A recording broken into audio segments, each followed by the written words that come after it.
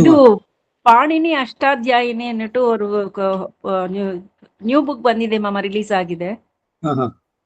ಅದು ವಾಂಕಿಂಡೆ உங்களுக்கு. ரொம்ப நல்லாச்சு. அது ವ್ಯಾಕರಣಕ್ಕೆ ಇದಕ್ಕೆ ಹೊರಪಡ್ತಾರೆ. ಅದೇ ವ್ಯಾಕರಣ ಅರ್ಥ ಎಲ್ಲ ಇருக்கு. Word to word Kannada, Sanskrit to Kannada ಇತ್ತು ಮಾಮ ಅಲ್ಲೇ. Very fine. ಸಂಸ್ಕೃತ ವ್ಯಾಕರಣ ಇದೆಲ್ಲ ಇದ್ರೆ ನಮ್ಮ ಗ್ರಂಥಗಳು ಇವುಗಳನ್ನ ಸುಡಿಯೋದಕ್ಕೆ ಬಹಳ ಚೆನ್ನಾಗುತ್ತೆ. ವೈರಮುಡಿ ನನ್ನ ಆಚಿ ಮಾಮ ಕಾರ್ತಾಲೆ 4 ಮಣಿ ಆಚಿ ಮಾಮ. ಹಂಗೆಲ್ಲ ಹಿಂಗೆ ಟಿವಿಲೇ பார்த்தோம். டிவில 11 o'clock வரைக்கும் கொடுத்தா, அப்புறமா நாங்களெல்லாம் 3 மணின்னா 4 மணி மட்டும் அங்கே இருந்து பார்த்துட்டு வந்தோம் மாமா. Very nice.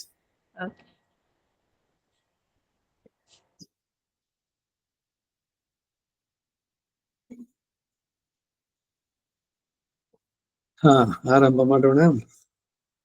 ಅಸ್ಮತ್ ಗುರುಭ್ಯೋ ನಮಃ, ಅಸ್ಮತ್ ಪರಮ ಗುರುಭ್ಯೋ ನಮಃ, ಅಸ್ಮತ್ ಸರ್ವ ಗುರುಭ್ಯೋ ನಮಃ. ಶ್ರೀಮತೆ ರಾಮಾನುಜಾಯ ನಮಃ. ಶ್ರೀಮಾನ್ ವೆಂಕಟನಾಥ ಕವಿತಾರ್ಕಿಕ ಕೇಸರಿ ವೇದಾಂತಾಚಾರ್ಯವರ್ಯೋ ಮೇ ಸನ್ನಿಧತ್ತಾಂ ಸದಾ ಹೃದಿ. ಗುರುಭ್ಯಃ ತದ್ಗುರುಭ್ಯಶ್ಚ ನಮೋ ಭಾಗಮದೀಮಹೇ ವೃಣೀಮಹೇ ಚ ತತ್ರಾದ್ಯೋ ದಂಪತಿ ಜಗದಾಂಪತಿ ಸ್ವಶೇಷಭೂತೇನ ಮಯಾ ಸ್ವೀಯೈಃ ಸರ್ವಪರಿಚ್ಛದೈಃ ವಿಧಾತುಂ ಪ್ರೀತಮಾತ್ಮಾನಂ ಶ್ರೀಮಾನ್ ಪ್ರಕಮತೆ ಸ್ವಯಂ. ಶುಕ್ಲಾಂಬರಧರಂ ವಿಷ್ಣುಂ ಶಶಿವರ್ಣಂ ಚತುರ್ಭುಜಂ ಪ್ರಸನ್ನವದನಂ ಧ್ಯಾಯೇತ್ ಸರ್ವವಿಘ್ನೋಪಶಾಂತಯೇ.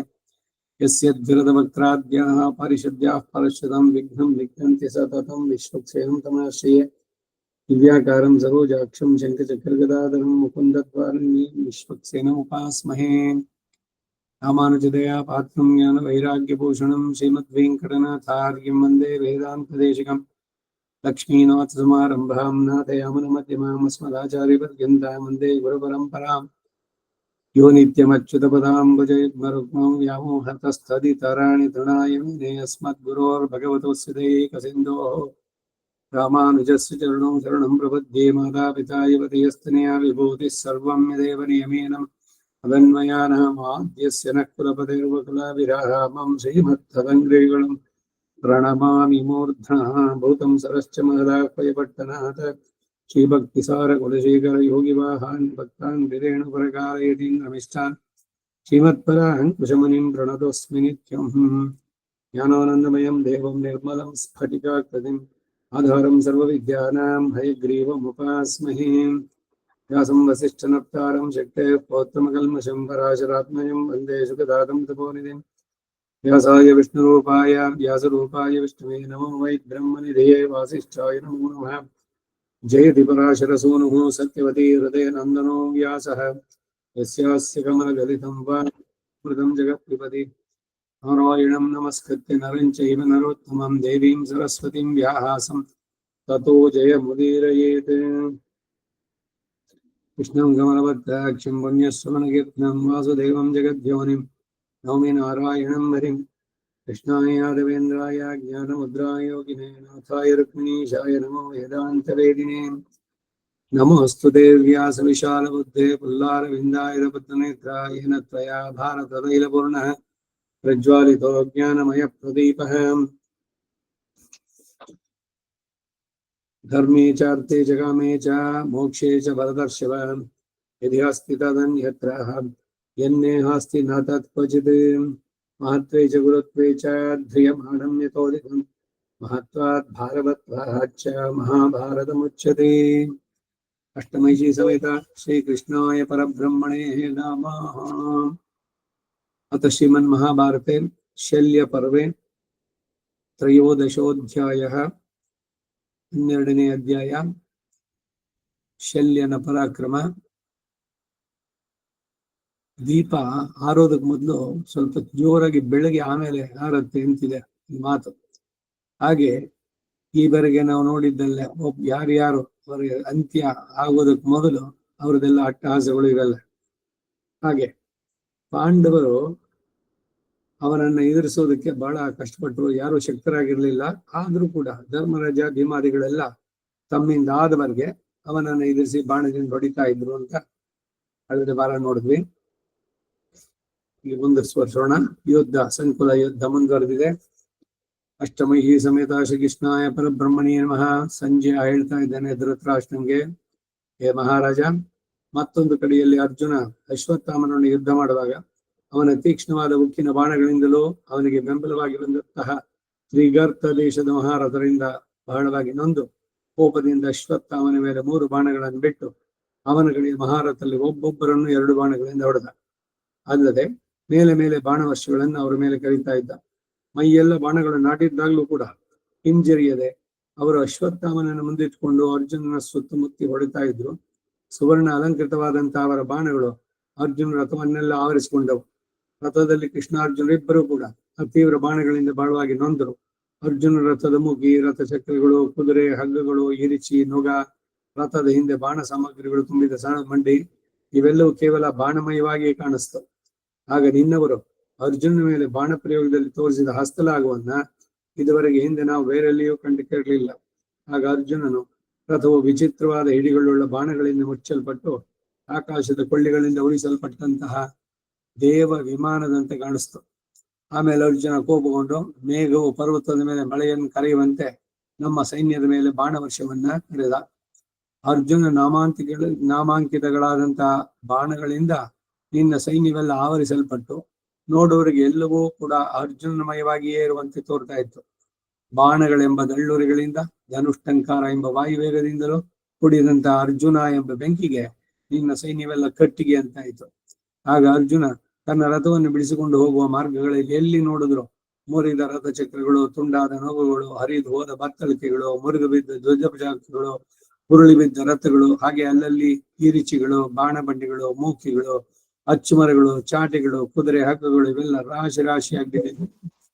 ಮತ್ತು ಕಡುಕುಗಳಿಂದಲೂ ತಲೆ ಪಾಗುಗಳಿಂದಲೂ ಕೂಡಿದ ವೀರರ ತಲೆಗಳು, ಕೈ ಬಳೆ ತೋಳ್ಬಳೆಗಳಿಂದ ಕೂಡಿದ ಭುಜಗಳು, ತೋಳುಗಳು, ಛತ್ರ ಜಾಮರಗಳು, ಮುರಿದ ಕಿರೀಟಗಳು ಅಲ್ಲಲ್ಲಿ ರಾಶಿಯಾಗಿ ಬಿದ್ದಿದ್ದವು.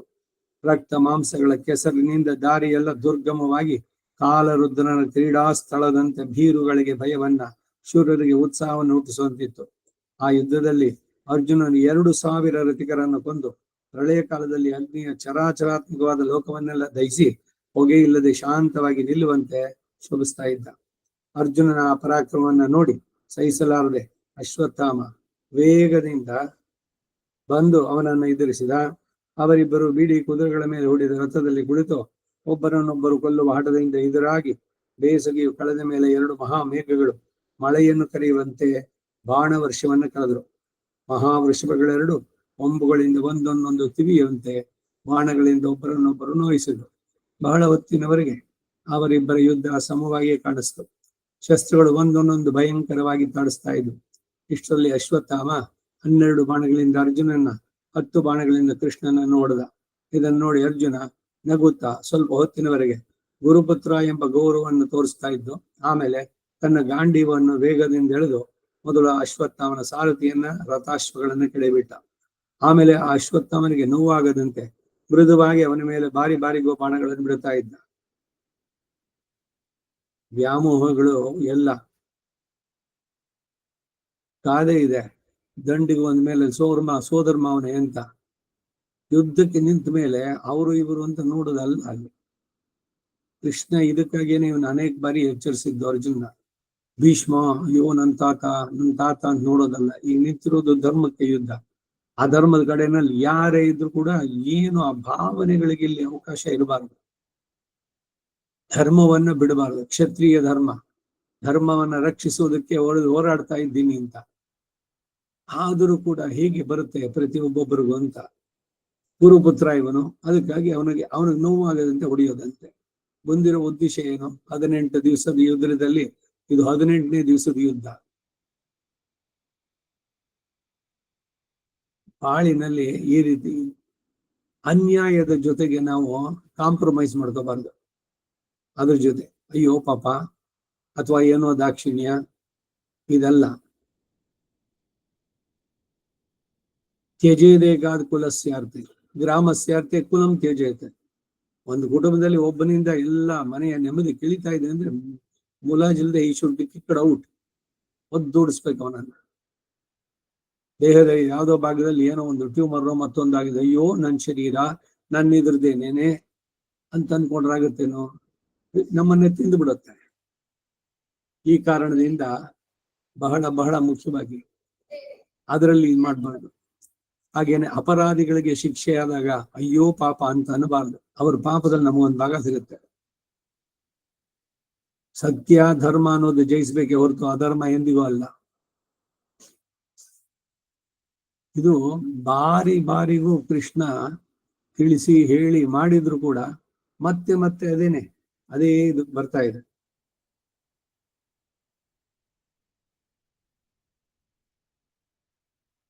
ಅಶ್ವತ್ಥಾಮನ ಕುದುರೆಗಳಿಲ್ಲದ ತನ್ನ ರಥದ ಮೇಲೆ ಕುಳಿತಿದ್ದಂತೆ ಹೆಬ್ಬಾಗಿಲಿನ ಅಗುಳಿಯಂತೆ ದೊಡ್ಡದಾಗಿ ಲೋಹಮಯವಾಗಿ ಇರುವಂತಹ ಒಂದು ಮುಸಲವನ್ನು ತೆಗೆದುಕೊಂಡು ಅರ್ಜುನ ಮೇಲೆ ಬೀಸಿದ. ಚಿನ್ನದ ಪಟ್ಟೆಗಳಿಂದ ಮೃದುವಾದ ಆ ಮುಸಲಾಯುಧ ಅರ್ಧ ದಾರಿಯಲ್ಲಿ ಬರುವಾಗಲೇ ಅರ್ಜುನ ತನ್ನ ಬಾಣಗಳಿಂದ 7 ತುಂಡಾಗಿ ಕತ್ತರಿಸಿ ಕೆಡಹಿದ. ಅಶ್ವತ್ಥಾಮ ಕೋಪಗೊಂಡು ಒಂದು ಪರಿಗಾಯುಧವನ್ನು ಅರ್ಜುನ ಮೇಲೆ ಪ್ರಯೋಗಿಸಿದ. ಕೋಪಗೊಂಡ ಯಮನಂತೆ ಬರುತ್ತಿರುವ ಆ ಪರಿಗವನ್ನು ಕೂಡ ಅರ್ಜುನ 5 ಬಾಣಗಳಿಂದ ತುಂಡು ಮಾಡಿಬಿಟ್ಟ. ಹೀಗೆ ಆ ಪರಿಗ ತುಂಡಾಗಿ ಕೆಳಕ್ಕೆ ಬೀಳುವಾಗ ಅದರಿಂದ ಉಂಟಾದ ಶಬ್ದವೇ ಎಲ್ಲ ರಾಜರ ಮನಸ್ಸನ್ನು ನಡುಗಿಸುವಂತಾಯಿತು. ಆಮೇಲೆ ಅರ್ಜುನನು 3 ಬಲ್ಲಾಯುಧಗಳನ್ನು ಅಶ್ವತ್ಥಾಮನ ಮೇಲೆ ಅತಿ ವೇಗದಿಂದ ಬೀಸಿದ. ಅದರಿಂದ ನೊಂದರು ಅಶ್ವತ್ಥಾಮ ತನ್ನ ಪೌರುಷನ್ನು ಬಿಡದೆ ನಿಶ್ಚಲವಾಗಿ ನಿಂತಿದ್ದ. ಆಮೇಲೆ ಆ ದ್ರೋಣಪುತ್ರ ಮಹಾರಥನಾದ ಸುರಥನನ್ನ ಎಲ್ಲ ಕ್ಷತ್ರಿಯರು ನೋಡುತ್ತಿರುವಾಗಲೇ ಬಾಣವರ್ಷಗಳಿಂದ ಮುಚ್ಚಿದ. ಪಾಂಚಾಲದಲ್ಲಿ ಮಹಾರಥ ಎನಿಸಿಕೊಂಡಂತ ಸುರಥ ಮೇಘಧ್ವನಿಯುಳ್ಳ ತನ್ನ ರಥವನ್ನೇ ಮುಂದೆ ಬಂದು ಮಹತ್ತಾದ ತನ್ನ ಧನಸ್ಸನ್ನು ಎಳೆದು ಅಗ್ನಿಗೂ ಸರ್ಪಕ್ಕೂ ಸಮವಾದಂತಹ ಬಾಣಗಳನ್ನು ಅಶ್ವತ್ಥಾಮನ ಮೇಲೆ ಪ್ರಯೋಗಿಸಿದ. ಸುರತನ ಬಾಣಗಳಿಂದ ನೊಂದ ಅಶ್ವತ್ಥಾಮ ದಂಡಾಹತವಾದ ಸರ್ಪದಂತೆ ಕೋಪದಿಂದ ಕಡೆಬಾಯಿಗಳನ್ನ ನೆಕ್ಕುತ್ತಾ ಹುಬ್ಬುಗಂಟಿಕ್ಕಿ ಸುರತನನ್ನು ದುರ್ದೊರ್ನೆ ನೋಡಿ ಯಮದಂಡಕ್ಕೆ ಸಮಾನವಾದ ಒಂದು ತೀಕ್ಷ್ಣ ಬಾಣವನ್ನ ನಾಣಿನಲ್ಲಿ ಸೇರಿಸಿ ವೇಗದಿಂದ ಎಳೆದು ಅದನ್ನು ಅವನ ಮೇಲೆ ಪ್ರಯೋಗಿಸಿದ. ಈ ಬಾಣ ಇಂಧನ ವಜ್ರಾಯುಧದಂತೆ ತೀವ್ರ ವೇಗದಿಂದ ಬಂದು ಆ ಸುರತನ ಎದೆಯನ್ನು ಭೇದಿಸಿಕೊಂಡು ಹೋಗಿ ಭೂಮಿಯಲ್ಲಿ ಕೂಡ ನಾಟಿತು. ವಜ್ರಾಹತವಾದಂತಹ ಪರ್ವತದಂತೆ ಅವನ ಕೆಳಗೆ ಬಿದ್ದ. ಅವನ ಸತ್ತೊಡನೆ ಅಶ್ವತ್ಥಾಮನ ವೇಗದಿಂದ ಮುಂದೆ ಬಂದು ಮೊದಲಿನ ಆ ರಥವನ್ನೇ ಏರಿ ಸಂಶಪ್ತಕ ಸೈನ್ಯದಿಂದ ಕೂಡಿದವನಾಗಿ ಸರ್ವ ಸನ್ನಾಹಗಳನ್ನು ಮಾಡಿಕೊಂಡು ಅರ್ಜುನನನ್ನು ಎದುರಿಸಿದ. ಸೂರ್ಯನು ನಡುಹಗಲಲ್ಲಿರುವಾಗ ಅರ್ಜುನನಿಗೆ ನಮ್ಮವರೊಡನೆ ಯುದ್ಧ ಮಾಡುವ ದೊಡ್ಡ ಯುದ್ಧ ಆರಂಭವಾಯಿತು. ಆಗ ಅರ್ಜುನ ತಾನೊಬ್ಬನಾಗಿಯೇ ಇದ್ದು ನಮ್ಮಲ್ಲಿ ಅನೇಕ ವೀರರನ್ನು ಎದುರಿಸಿ ಯುದ್ಧ ಮಾಡಿದ ರೀತಿ ನಮಗೆಲ್ಲ ಬಹಳ ಆಶ್ಚರ್ಯವಾಗಿತ್ತು. ಪೂರ್ವದಲ್ಲಿ ಇಂದ್ರನಿಗೆ ದೈತ್ಯ ಸೈನ್ಯದೊಡನೆ ನಡೆದ ಮಹಾಯುದ್ಧದಂತೆ ಆ ಯುದ್ಧ ಬಹಳ ಪ್ರಬಲವಾಗಿ ನಡೀತಾ ಇತ್ತು. ಇಲ್ಲಿಗೆ 13ನೇ ಅಧ್ಯಾಯ. ಅಷ್ಟಮಿ ಶ್ರೀ ಸಮೇತ ಶ್ರೀ ಕೃಷ್ಣಾಯ ಪರಬ್ರಹ್ಮಣೇ ನಮಃ. 14ನೇ ಅಧ್ಯಾಯ ಯುದ್ಧ ಮುಂದುವರೆದಿದೆ. ಹೇ ಮಹಾರಾಜ, ಆಮೇಲೆ ದುರ್ಯೋಧನು ದುಷ್ಟದ್ಯುಮ್ನ ಅನ್ಯೋನ್ಯವಾಗಿ ಬಾಣಗಳನ್ನ ಶಕ್ತಿಗಳನ್ನ ಪ್ರಯೋಗಿಸುತ್ತಾ ಪ್ರಬಲ ಯುದ್ಧವನ್ನ ನಡೆಸಿದ್ರು. ಮಳೆಗಾಲದಲ್ಲಿ ಮೇಘಗಳಿಂದ ಜಲಧಾರೆಗಳು ಬೀಳುವಂತೆ ಬಾಣ ಪರಂಪರೆಗಳು ಸಾವಿರಾರು ಸಂಖ್ಯೆಯಿಂದ ಬೀಳ್ತಾ ಇದ್ವು.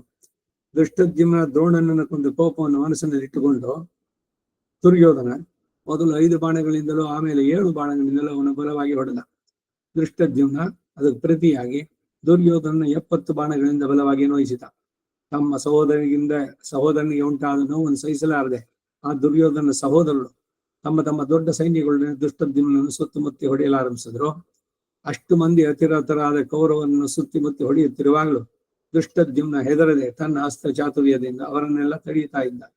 ಮತ್ತೊಂದು ಕಡೆ ಶಿಖಂಡಿ ಪ್ರಭದ್ರಕರೊಡನೆ ಸೇರಿ ಕೃಪಾಕೃತವರ್ಮ ಇಬ್ಬರನ್ನು ಎದುರಿಸಿ ಯುದ್ಧ ಮಾಡಿದ. ಅವರ ಯುದ್ಧವೂ ಕೂಡ ಭಯಂಕರವಾಗಿತ್ತು. ಪ್ರಾಣಗಳನ್ನೇ ಒತ್ತಿಯಾಗಿಟ್ಟವರು ಯುದ್ಧವೆಂದು ದ್ಯೂತವನ್ನ ಆಡ್ತಾ ಇದ್ರು. ಮತ್ತೊಂದು ಕಡೆ ಶಲ್ಯನು ಬಾಣವರ್ಷಗಳಿಂದ ಸಾತ್ವಿಗೆ ಭೀಮಸೇನೊಡನೆ ಪಾಂಡವರನ್ನೆಲ್ಲ ಸೇರಿಸಿ ಬಾಣಗಳಿಂದ ಹೊಡಿತಾ ಇದ್ದ. ಯಮನಿಗೆ ಸಮಾನವಾದ ಪರಾಕ್ರಮವುಳ್ಳಂತಹ ನಕುಲ ಸಹೋದರರಿಬ್ಬರು ಕೂಡ ಶಲ್ಯನ ಬಾಣಗಳಿಗೆ ಸಿಕ್ಕಿ ಬಹಳವಾಗಿ ನೊಂದರು. ಆಗ ಶಲ್ಯನ ಬಾಣಗಳಿಂದ ಪೀಡಿತರಾದ ಪಾಂಡವರನ್ನು ರಕ್ಷಿಸಬಲ್ಲ ಮಹಾರಥರಾರು ಅಲ್ಲಿ ಕಾಣಿಸಲಿಲ್ಲ. ಶಲ್ಯನ ಬಾಣದಿಂದ ಧರ್ಮರಾಜ ಬಹಳವಾಗಿ ನೊಂದದ್ದನ್ನು ನೋಡಿ ನಕುಲನು ವೇಗದಿಂದ ಬಂದು ತನ್ನ ಮಾವನನ್ನು ಎದುರಿಸಿ ಅವನ ಎದುರಿಗೆ ಗುರಿ ಇಟ್ಟು 10 ಬಾಣಗಳನ್ನು ಹೊಡೆದ. ಸಂಪೂರ್ಣವಾಗಿ ಉಕ್ಕಿನಿಂದ ಮಾಡಲ್ಪಟ್ಟು ಚೆನ್ನಾಗಿ ಸಾಣೆ ಹಿಡಿದು ಚಿನ್ನದ ಹಿಡಿಗಳುಳ್ಳ ಬಾಣಗಳಿಂದ ಪೀಡಿತನಾದ ಶಲ್ಯ ತನ್ನ ಸೋದರಣಿಯಾದ ಆ ನಕುಲನ ಪರಾಕ್ರಮವನ್ನು ಸಹಿಸದೆ ಅವನ ಮೇಲೆ ಪ್ರತಿಯಾಗಿ ತೀವ್ರ ಬಾಣಗಳನ್ನು ಬಿಡ್ತಾ ಇದ್ದ. ಇಷ್ಟರಲ್ಲಿ ಧರ್ಮರಾಜನು ಭೀಮ ಸಾತ್ವಿಕಿ ಸಹದೇವನು ಒಂದಾಗಿ ಸೇರಿ ಬಂದು ಶಲ್ಯನನ್ನು ಎದುರಿಸಿದ್ರು.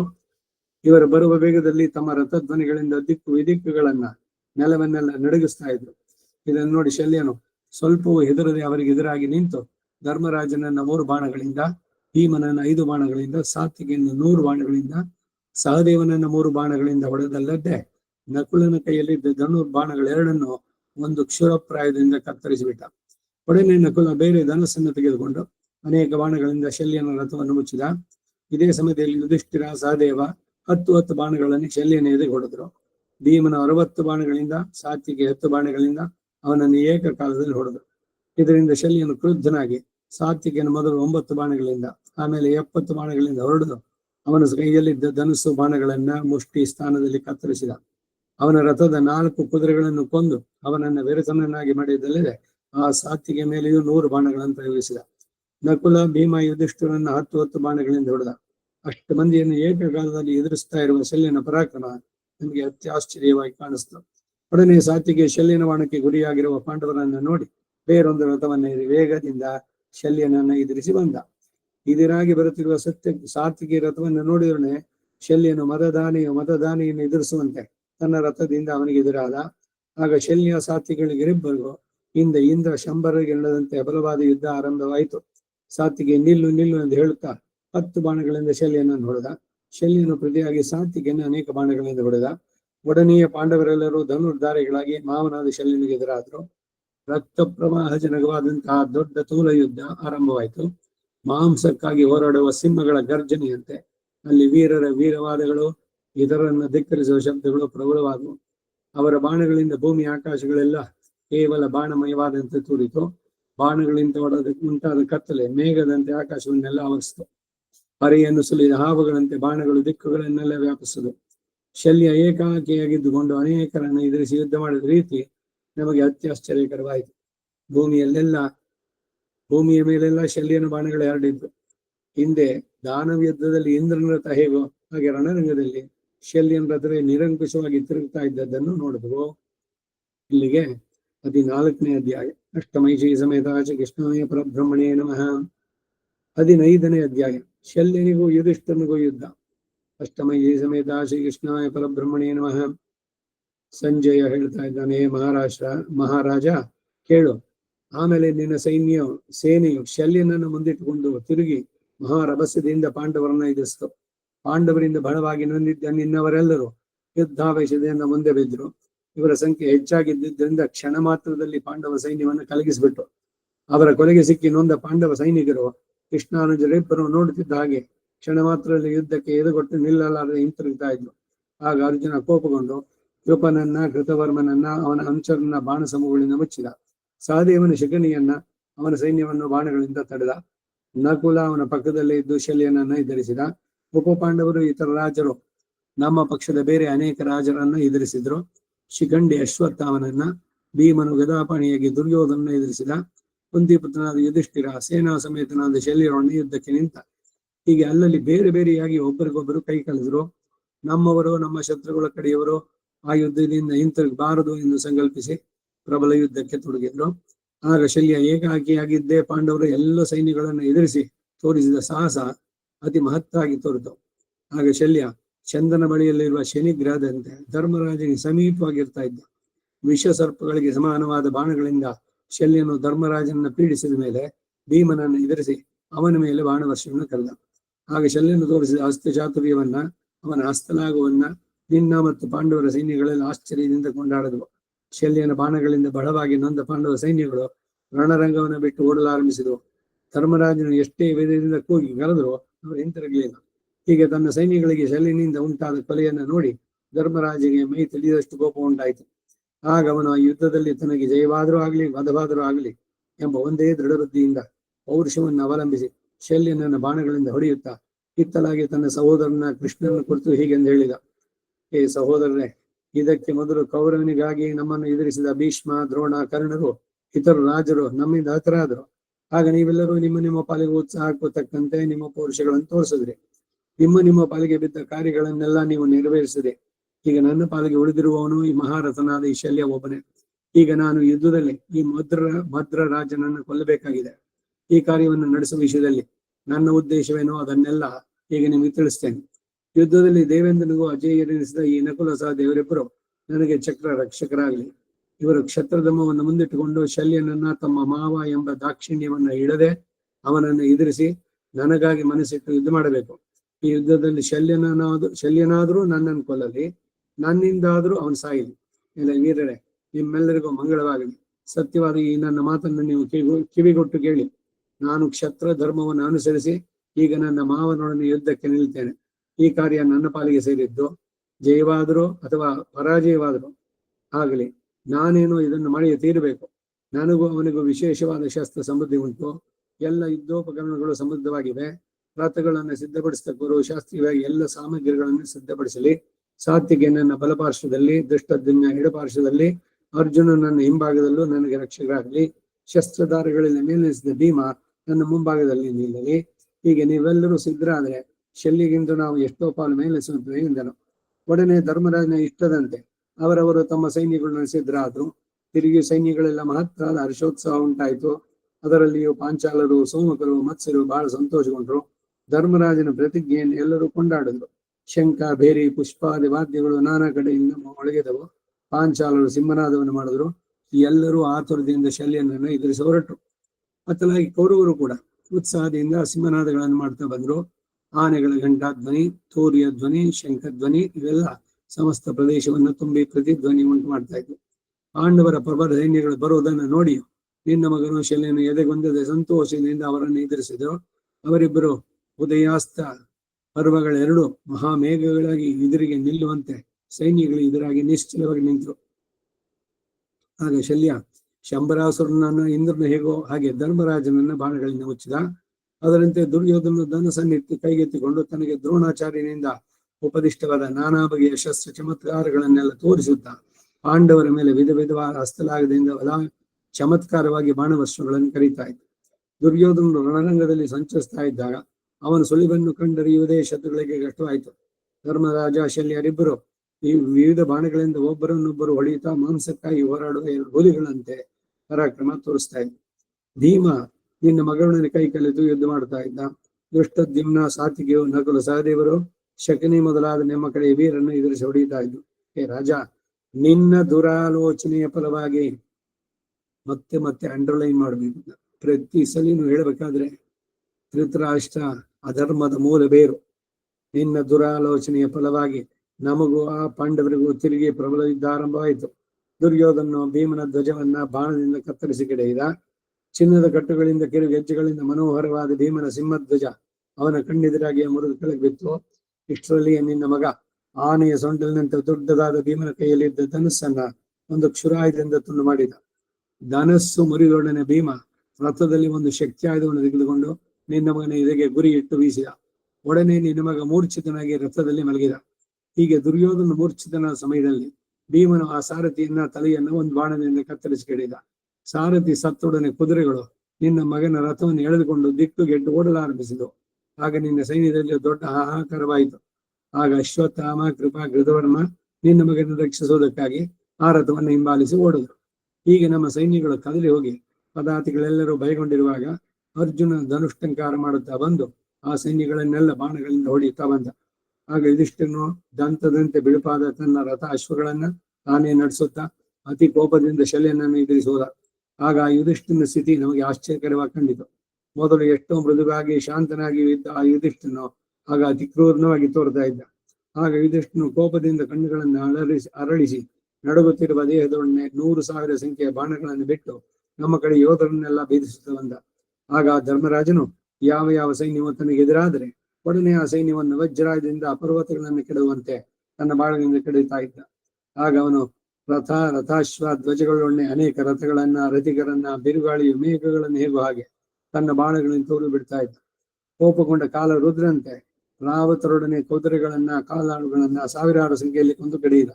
ಹೀಗೆ ಧರ್ಮರಾಜನ ಬಾಣವರ್ಷಗಳಿಂದ ರಣರಂಗವನ್ನೆಲ್ಲ ಶೂನ್ಯಪ್ರಾಯವನ್ನಾಗಿ ಮಾಡಿ ನಿಲ್ಲೆಂದು ಹೇಳುತ್ತಾ ಶಲ್ಯನನ್ನು ಎದುರಿಸುವುದ.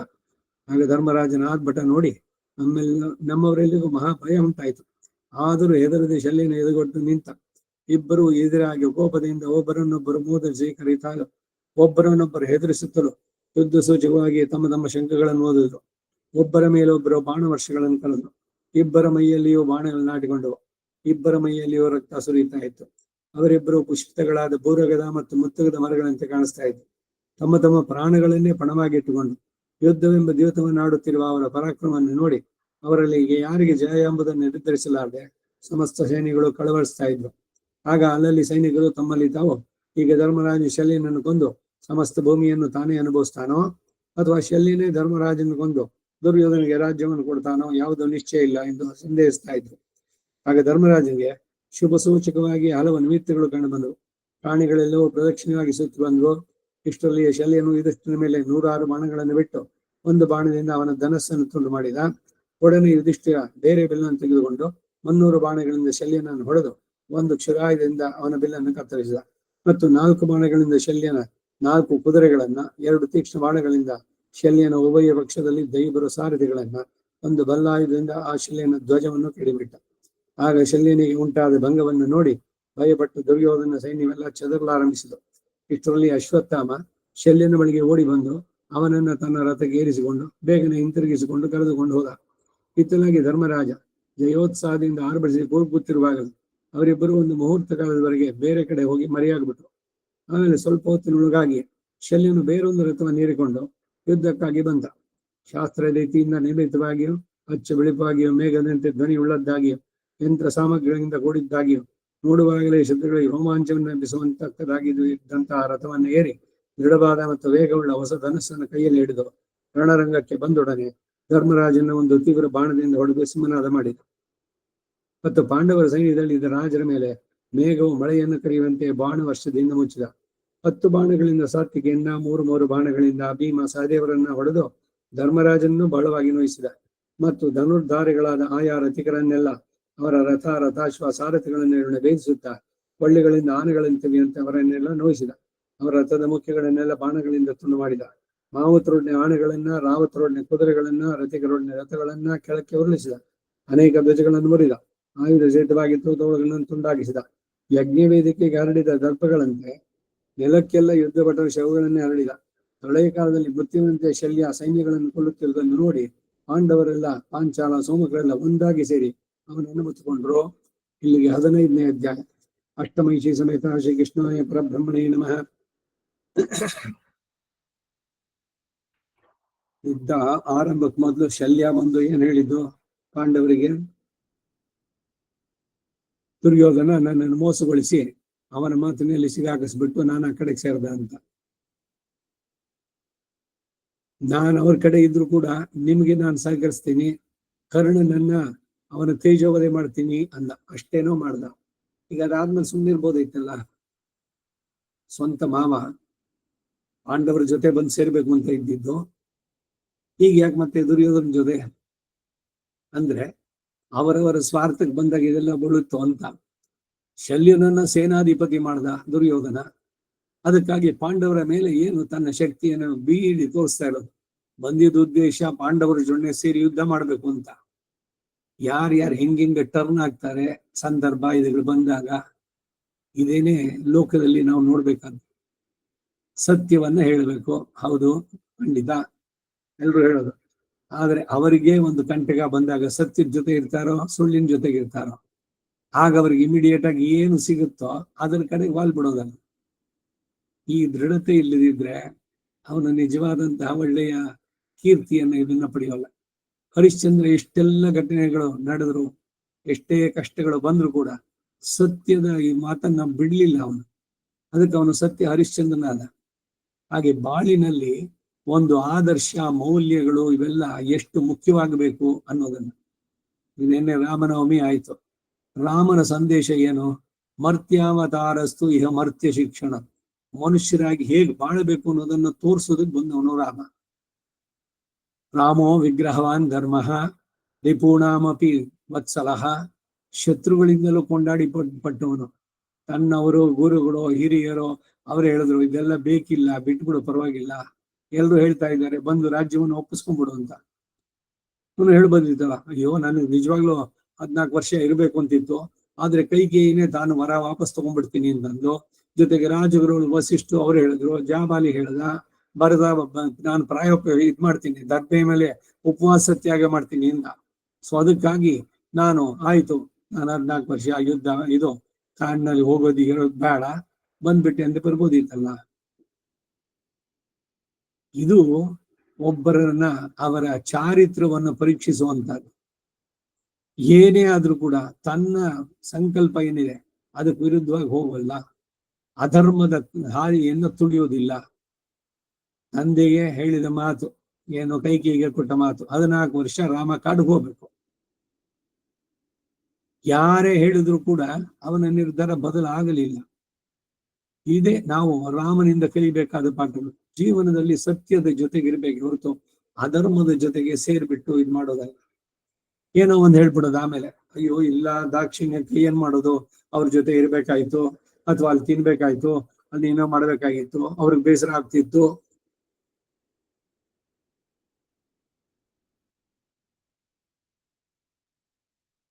ಇದೇ ಸಂದೇಶಗಳು ನಾವು ಕಲಿಬೇಕಾದ ಪುರಾಣಗಳಿಂದ, ಅವರವರ ವ್ಯಕ್ತಿಗಳಿಂದ, ಅವರಿವರು ಹೇಗೆ ನಡೆದ್ರು ಅವ್ರ ಜೀವನದಲ್ಲಿ. ಇದು ಸತ್ಯದ ಜೊತೆಗಿದ್ದರೆ ಅವನಿಗೆ ಸತ್ಯಮೇವ ಜಯತೆ, ಅದಕ್ಕೆ ರಿವಾರ್ಡ್ಸ್ ಇದ್ದೇ ಇದೆ. ಆ ಕ್ಷಣದಲ್ಲಿ ಇವನ ಕಷ್ಟವೋ ಕ್ಲೇಶವೋ ಆಗಿರ್ಬೋದು, ಆದ್ರೆ ಅವನ ಹೆಸರು ಅಜರಾಮರವಾಗಿ ಇರುತ್ತೆ. ಭಗವಂತ ಅದನ್ನ ಗಮನಿಸ್ತಾನೆ. ಇದಕ್ಕೇನೆ ಇವ್ರು ಹೇಳೋದು, ಅಚ್ಚಮಿಲಿಯಾನ್ ಅಂತಿದೆ ಒಂದು, ಊಸರವಳ್ಳಿ ಅಂತ ಹೇಳ್ತಾರೆ. ಅದು ಯಾವ ಯಾವ ಸಂದರ್ಭ ಪರಿಸರಕ್ಕೆ ಹೋದ್ರೆ ಆ ರೀತಿ ಬಣ್ಣ ಬದಲಾಯಿಸ್ಕೊಳ್ಳುತ್ತೆ. ಆ ರೀತಿ ಆಗ್ಬಾರದು. ನಮ್ಮ ಬಾಳಿನಲ್ಲಿ ಈ ಕೆಲವೊಂದು ವ್ಯಾಲ್ಯೂಸ್ ಅಂತ ಹೇಳುವಂತದ್ದು ಅದು ಇರ್ಬೇಕು. ಮೌಲ್ಯಗಳು ಅಂತ ಇದೆ, ನೈತಿಕ ಮೌಲ್ಯಗಳು, ಇವೆಲ್ಲ ಬಹಳ ಮುಖ್ಯವಾದದ್ದು. ಇನ್ನೊಂದ್ ಕಡೆ ಓದ್ತಾ ಇದ್ದೆ ನಾನು, ರಾಜನು ಒಬ್ಬ ರಾಜನಾಗಿದ್ದವನು ಸಮರ್ಥನಾಗಿದ್ದಾನೆ ಅಂತಂದ್ರೆ ಅವನ ಪ್ರಜೆಗಳು ಎಷ್ಟರ ಮಟ್ಟಿಗೆ ಮೌಲ್ಯವನ್ನ ಆಧರಿಸ್ತಾರೆ ಅಂತ. ಅನ್ಯಾಯದ ಜೊತೆಗೋ ಇಲ್ಲ ನಮಗೇನೋ ಸೇವೆ ಆಗತ್ತೆ ಅಂತ ಹೇಳಿ ಇನ್ನೇನೋ ಮೋಸವೋ ಸರ್ಕಾರಕ್ಕೋ ಮತ್ತೊಂದಕ್ಕೋ ಮಾಡಬಾರದು. ಇಂತಹ ಜನಗಳಲ್ಲಿ ಯಾವಾಗ ಆ ಸಂಸ್ಕೃತಿ ಉಳಿಯುತ್ತೋ ಆ ದೇಶ ಬಹಳ ಚೆನ್ನಾಗಿರುತ್ತೆ, ಆ ರಾಜ್ಯ ಬಹಳ ಚೆನ್ನಾಗಿರುತ್ತೆ.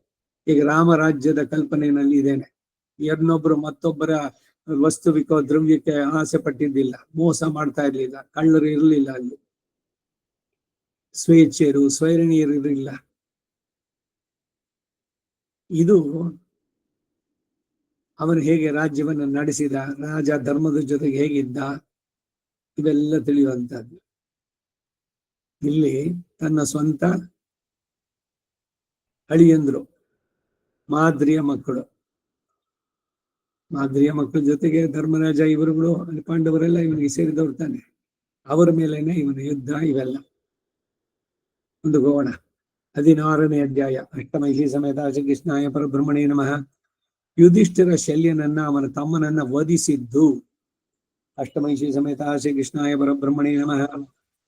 ಹೇ ಧೃತರಾಷ್ಟ್ರ ಮಹಾರಾಜ, ಆಗ ಆ ಶಲ್ಯನನ್ನ ಭೀಮನು, ಸಾತ್ವಿಕಿಯು, ನಕುಲ ಸಹದೇವರು 4 ಕಡೆಗಳಿಂದ ಸುತ್ತುಕೊಂಡು ಒಬ್ಬರನ್ನೊಬ್ಬರು ಮೂದಲಿಸಿ ಯುದ್ಧಕ್ಕೆ ಕರೀತಾ ಇದ್ರು.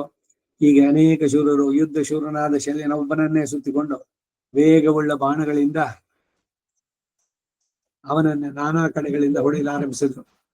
ಯುಧಿಷ್ಠಿರನು ಭೀಮನಿಂದಲೂ ನಕುಲ ಸಹದೇವರಿಂದಲೂ ಸಾತ್ವಿಕಿಯಿಂದಲೂ ರಕ್ಷಿಸಲ್ಪಡುತ್ತಾ ಮುಂದೆ ಹೋಗಿ ಶಲ್ಯನ ಎದೆಗೆ ಗುರಿಯಿಟ್ಟು ಬಾಣಗಳನ್ನು ಪ್ರಯೋಗಿಸಿದ. ಹೀಗೆ ಶಲ್ಯನು ಬಾಣಗಳಿಂದ ಪ್ರಯೋಗಿಸಲ್ಪಡ್ತಾ ಇರುವುದನ್ನು ನೋಡಿ ದುರ್ಯೋಧನ ಆಜ್ಞೆಯಿಂದ ನಿಮ್ಮ ಕಡೆಯ ರಥಿಕರು ಆ ಶಲ್ಯನ ಬೆಂಬಲಕ್ಕಾಗಿ ಬಂದು ಅವನನ್ನು ಸುತ್ತಿ ನಿಂತರು. ಆಮೇಲೆ ಶಲ್ಯನಿಗೆ 7 ಬಾಣಗಳಿಂದ ಯುಧಿಷ್ಠಿರನ ಪ್ರಬಲವಾಗಿ ಪ್ರಹರಿಸಿದ. ಅದಕ್ಕೆ ಪ್ರತಿಯಾಗಿ ಧರ್ಮರಾಜನು 9 ಬಾಣಗಳಿಂದ ಅವನನ್ನು ಹೊಡೆದ. ಆಗ ಶಲ್ಯ ಧರ್ಮರಾಜರಿಬ್ಬರು ಎಣ್ಣೆ ಹಾಕಿ ತೀಡಿದ ತೀಕ್ಷ್ಣ ಬಾಣಗಳನ್ನ ಕಿವಿಯವರೆಗೆ ಎಳೆದು ಒಬ್ಬರನ್ನೊಬ್ಬರು ವೇಗದಿಂದ ಹೊಡಿತಾ ಇದ್ರು. ಬಿಲ್ಲಿನಲ್ಲಿ ಬಾಣವನ್ನು ಹೂಡಿದ ಮೇಲೆ ಆ ನಾಣನ್ನ ಕಿಳಿಯ ತನಕ ಆಕರ್ಣಾಂತವಾಗಿ ಅಂತಾರೆ, ಅವಾಗ ಅದ್ರ ಫೋರ್ಸ್ ಜೋರಾಗಿರುತ್ತೆ. ಅದಕ್ಕಾಗಿ ಕಿವಿಯ ತನಕ ಎಳೆದ್ಬಿಟ್ಟು ಆಮೇಲೆ ಬಾಣವನ್ನ ಗುರಿ ಇಟ್ಟು ಅವ್ರ ಮೇಲೆ ಬಿಡುವಂತದ್ದು.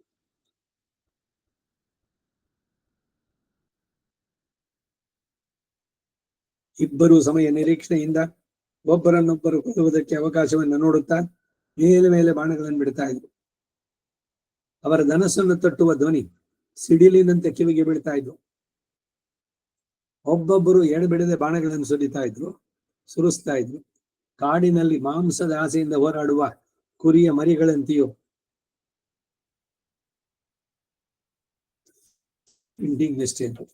ಕುರಿ ಮರಿಗಳು ಮಾಂಸವನ್ನು ತಿನ್ನೋಲ್ಲ, ಹುಲಿಯ ಮರಿಗಳಾಗಬೇಕು.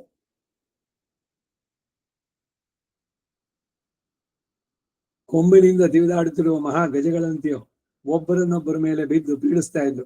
ಇಷ್ಟರಲ್ಲಿಯೇ ಶಲ್ಯನು ಸೂರ್ಯಾಗ್ನಿಗಳಿಗೆ ಸಮಾನ ಕಾಂತಿಯುಳ್ಳಂತ ಒಂದು ಬಾಣದಿಂದ ಆ ಯುಧಿಷ್ಠನ ಎದೆಗೆ ಗುರಿ ಇಟ್ಟು ಹೊಡೆದ. ಆದರೆ ಧರ್ಮರಾಜ ಅದಕ್ಕೆ ಪ್ರತಿಯಾಗಿ ಒಂದು ಬಾಣವನ್ನ ಶಲ್ಯನ ಎದೆಗೆ ಗುರಿ ಇಟ್ಟು ಹೊಡೆದ. ಇದರಿಂದ ಶಲ್ಯನಿಗೆ ಸ್ವಲ್ಪ ಹೊತ್ತಿಗೆ ಮೂರ್ಛೆ ಬಂದಂತಾಯ್ತು. ಮುಹೂರ್ತ ಅರ್ಥದಲ್ಲಿಯೇ ಶಲ್ಯ ಚೇತರಿಸಿಕೊಂಡು ಕೋಪದಿಂದ ಕೆಂಪಾದ ಕಣ್ಣುಗಳೊಡನೆ ಧರ್ಮರಾಜನ ಮೇಲೆ ವೇಗದಿಂದ ಬಾಣಗಳನ್ನು ಬಿಡಲಾರಂಭಿಸಿದ. ಇದನ್ನು ನೋಡಿ ಸಹಿಸಲಾರದೆ ಯುಧಿಷ್ಠರನು 9 ಬಾಣಗಳು ಆ ಶಲ್ಯನ ಎದೆಗೆ ಗುರಿ ಇಟ್ಟು ಹೊಡೆದ. 6 ಬಾಣಗಳಿಂದ ಅವನ ಕವಚವನ್ನು ಭೇದಿಸಿದ. ಒಡನೆ ಶಲ್ಯ ತನ್ನ ಬಿಲ್ಲಿಗೆ ವೇಗವುಳ್ಳ 2 ಬಾಣಗಳನ್ನು ಜೋಡಿಸಿ ಅವುಗಳಿಂದ ಧರ್ಮರಾಜನ ಕೈಯಲ್ಲಿದ್ದ ಬಿಲ್ಲನ್ನು ಕತ್ತರಿಸಿದ. ಒಡನೆ ಧರ್ಮರಾಜ ಬೇರೆ ಬಿಲ್ಲನ್ನು ತೆಗೆದುಕೊಂಡು ಇಂದ್ರನು ನಮಶಿಯನ್ನು ಹೇಗೋ ಹಾಗೆ ಅನೇಕ ಬಾಣಗಳಿಂದ ಶಲ್ಯನನ್ನು ನೋಯಿಸಿದ. ಆಗ ಶಲ್ಯನು 9 ಬಾಣಗಳಿಂದ ಭೀಮ ಯುಧಿಷ್ಠಿರಿಬ್ಬರ ಮೇಲೆ ಮೈ ಮೇಲಿದ್ದ ಸುವರ್ಣ ಕವಚಗಳನ್ನು ಭೇದಿಸಿ ಅವರ ತೋಳುಗಳಿಗೂ ಬಾಣಗಳನ್ನು ನಾಟಿಸಿದ. ಬೇರೊಂದು ಕ್ಷುರಾಯುಧದಿಂದ ಧರ್ಮರಾಜನ ಕೈಯಲ್ಲಿದ್ದ ಬಿಲ್ಲನ್ನು ಕತ್ತರಿಸಿದ. ಇಷ್ಟರಲ್ಲಿಯೇ ಕೃಪ 6 ಬಾಣಗಳಿಂದ ಧರ್ಮರಾಜನ ಸಾರಥಿಯನ್ನು ಕೊಂದು ಕಡೆಯಿದ. ಶಲ್ಯನು 4 ಬಾಣಗಳಿಂದ ಧರ್ಮರಾಜನ 4 ಕುದುರೆಗಳನ್ನು ಕೊಂದು ಅವನ ಸುತ್ತಮುತ್ತಲೂ ಇದ್ದ ಸೈನ್ಯಗಳನ್ನು ನಾಶ ಮಾಡ್ತಾ ಬಂದ.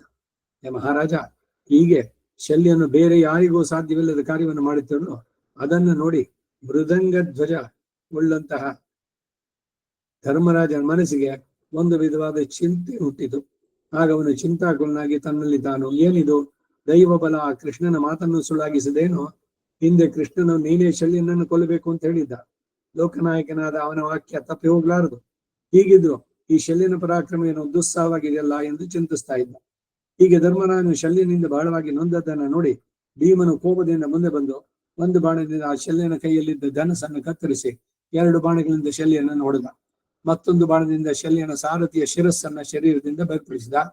ಕೋಪಾವೇಶದಿಂದ ಶಲ್ಯನ 4 ಕುದುರೆಗಳನ್ನು ಕೊಂದು ಕಡಿದ. ಧನುರ್ಧಾರಿಗಳೆಲ್ಲ ಮೇಲೆನಿಸಿಕೊಂಡ ಭೀಮಸೇನ ರಣರಂಗದಲ್ಲಿ ತಾನಾಗಿ ಸಂಚರಿಸುತ್ತಿದ್ದ ಶಲ್ಯನ ಮೇಲೆ 106 ಬಾಣಗಳನ್ನು ಬಿಡ್ತಾ ಇದ್ದ. ಇದೇ ಸಮಯದಲ್ಲಿ ಸಹದೇವ ಶಲ್ಯನ ಮೇಲೆ ಅನೇಕ ಬಾಣಗಳನ್ನು ಪ್ರಯೋಗಿಸ್ತಾ ಬಂದ. ಇವರಿಬ್ಬರ ಬಾಣಗಳಿಂದ ಹಿಂದು ಮುಂದೆ ತೋರದೆ ಶಲ್ಯನು ಕಳವಳಿಸುತ್ತಿದ್ದ ಸಮಯದಲ್ಲಿ ಭೀಮ ತನ್ನ ಬಾಣಗಳಿಂದ ಅವನ ಕವಚವನ್ನು ಕತ್ತರಿಸಿದ.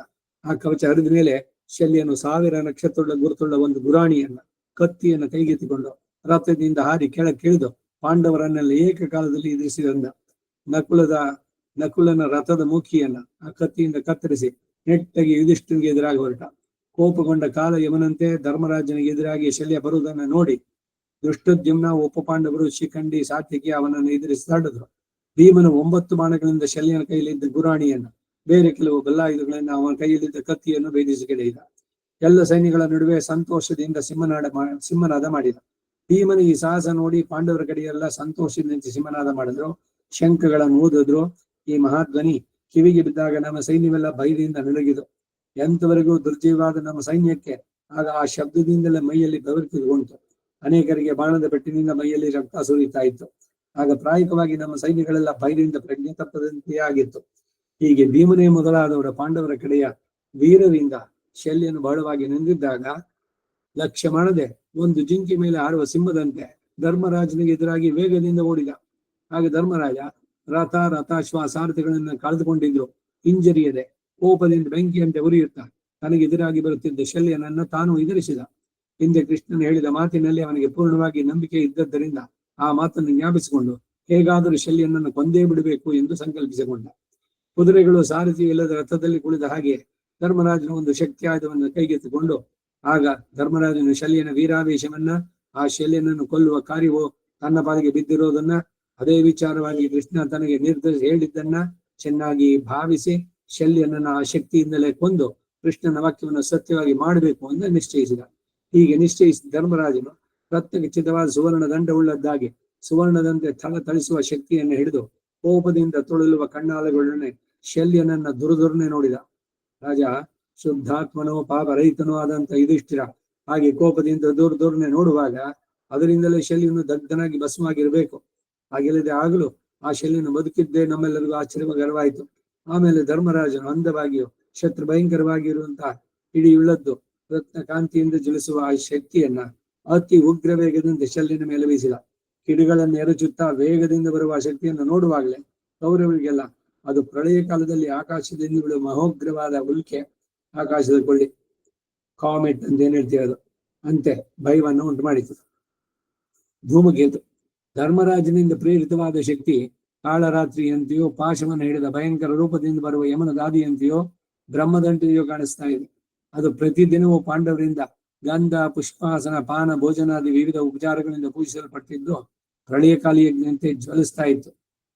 ಅಥರ್ವಾಂಗಿ ರಸದಿಂದ ನಿರ್ಮಿತವಾದ ಶೂನ್ಯ ದೇವತೆಯಂತೆ ಉಗ್ರ ರೂಪವಾಗಿದೆ. ಇದು ಸಾಕ್ಷಾತ್ತಾಗಿ ಪರಶಿವನಿಗಾಗಿ ವಿಶ್ವಕರ್ಮನಿಂದ ನಿರ್ಮಿತವಾದದ್ದು. ಈ ಶಕ್ತಿಯಾಯುಧ ಅದನ್ನು ಇವರು ಪೂಜೆ ಮಾಡ್ತಾ ಇದ್ದಿದ್ದು.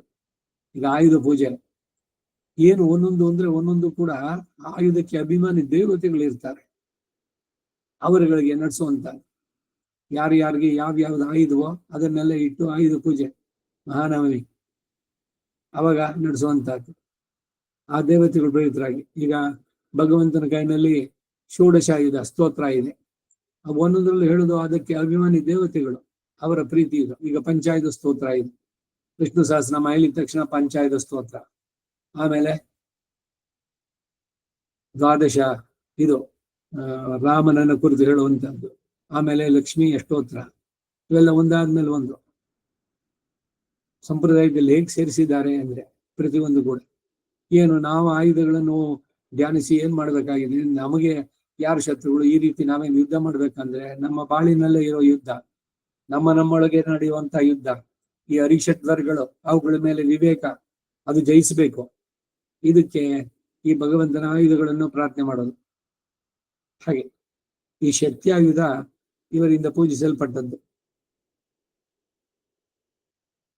ಇದು ಸಾಕ್ಷಾತ್ ಪರಮಶಿವನಿಗಾಗಿ ಈ ವಿಶ್ವಕರ್ಮನಿಂದ ನಿರ್ಮಿತವಾದದ್ದು.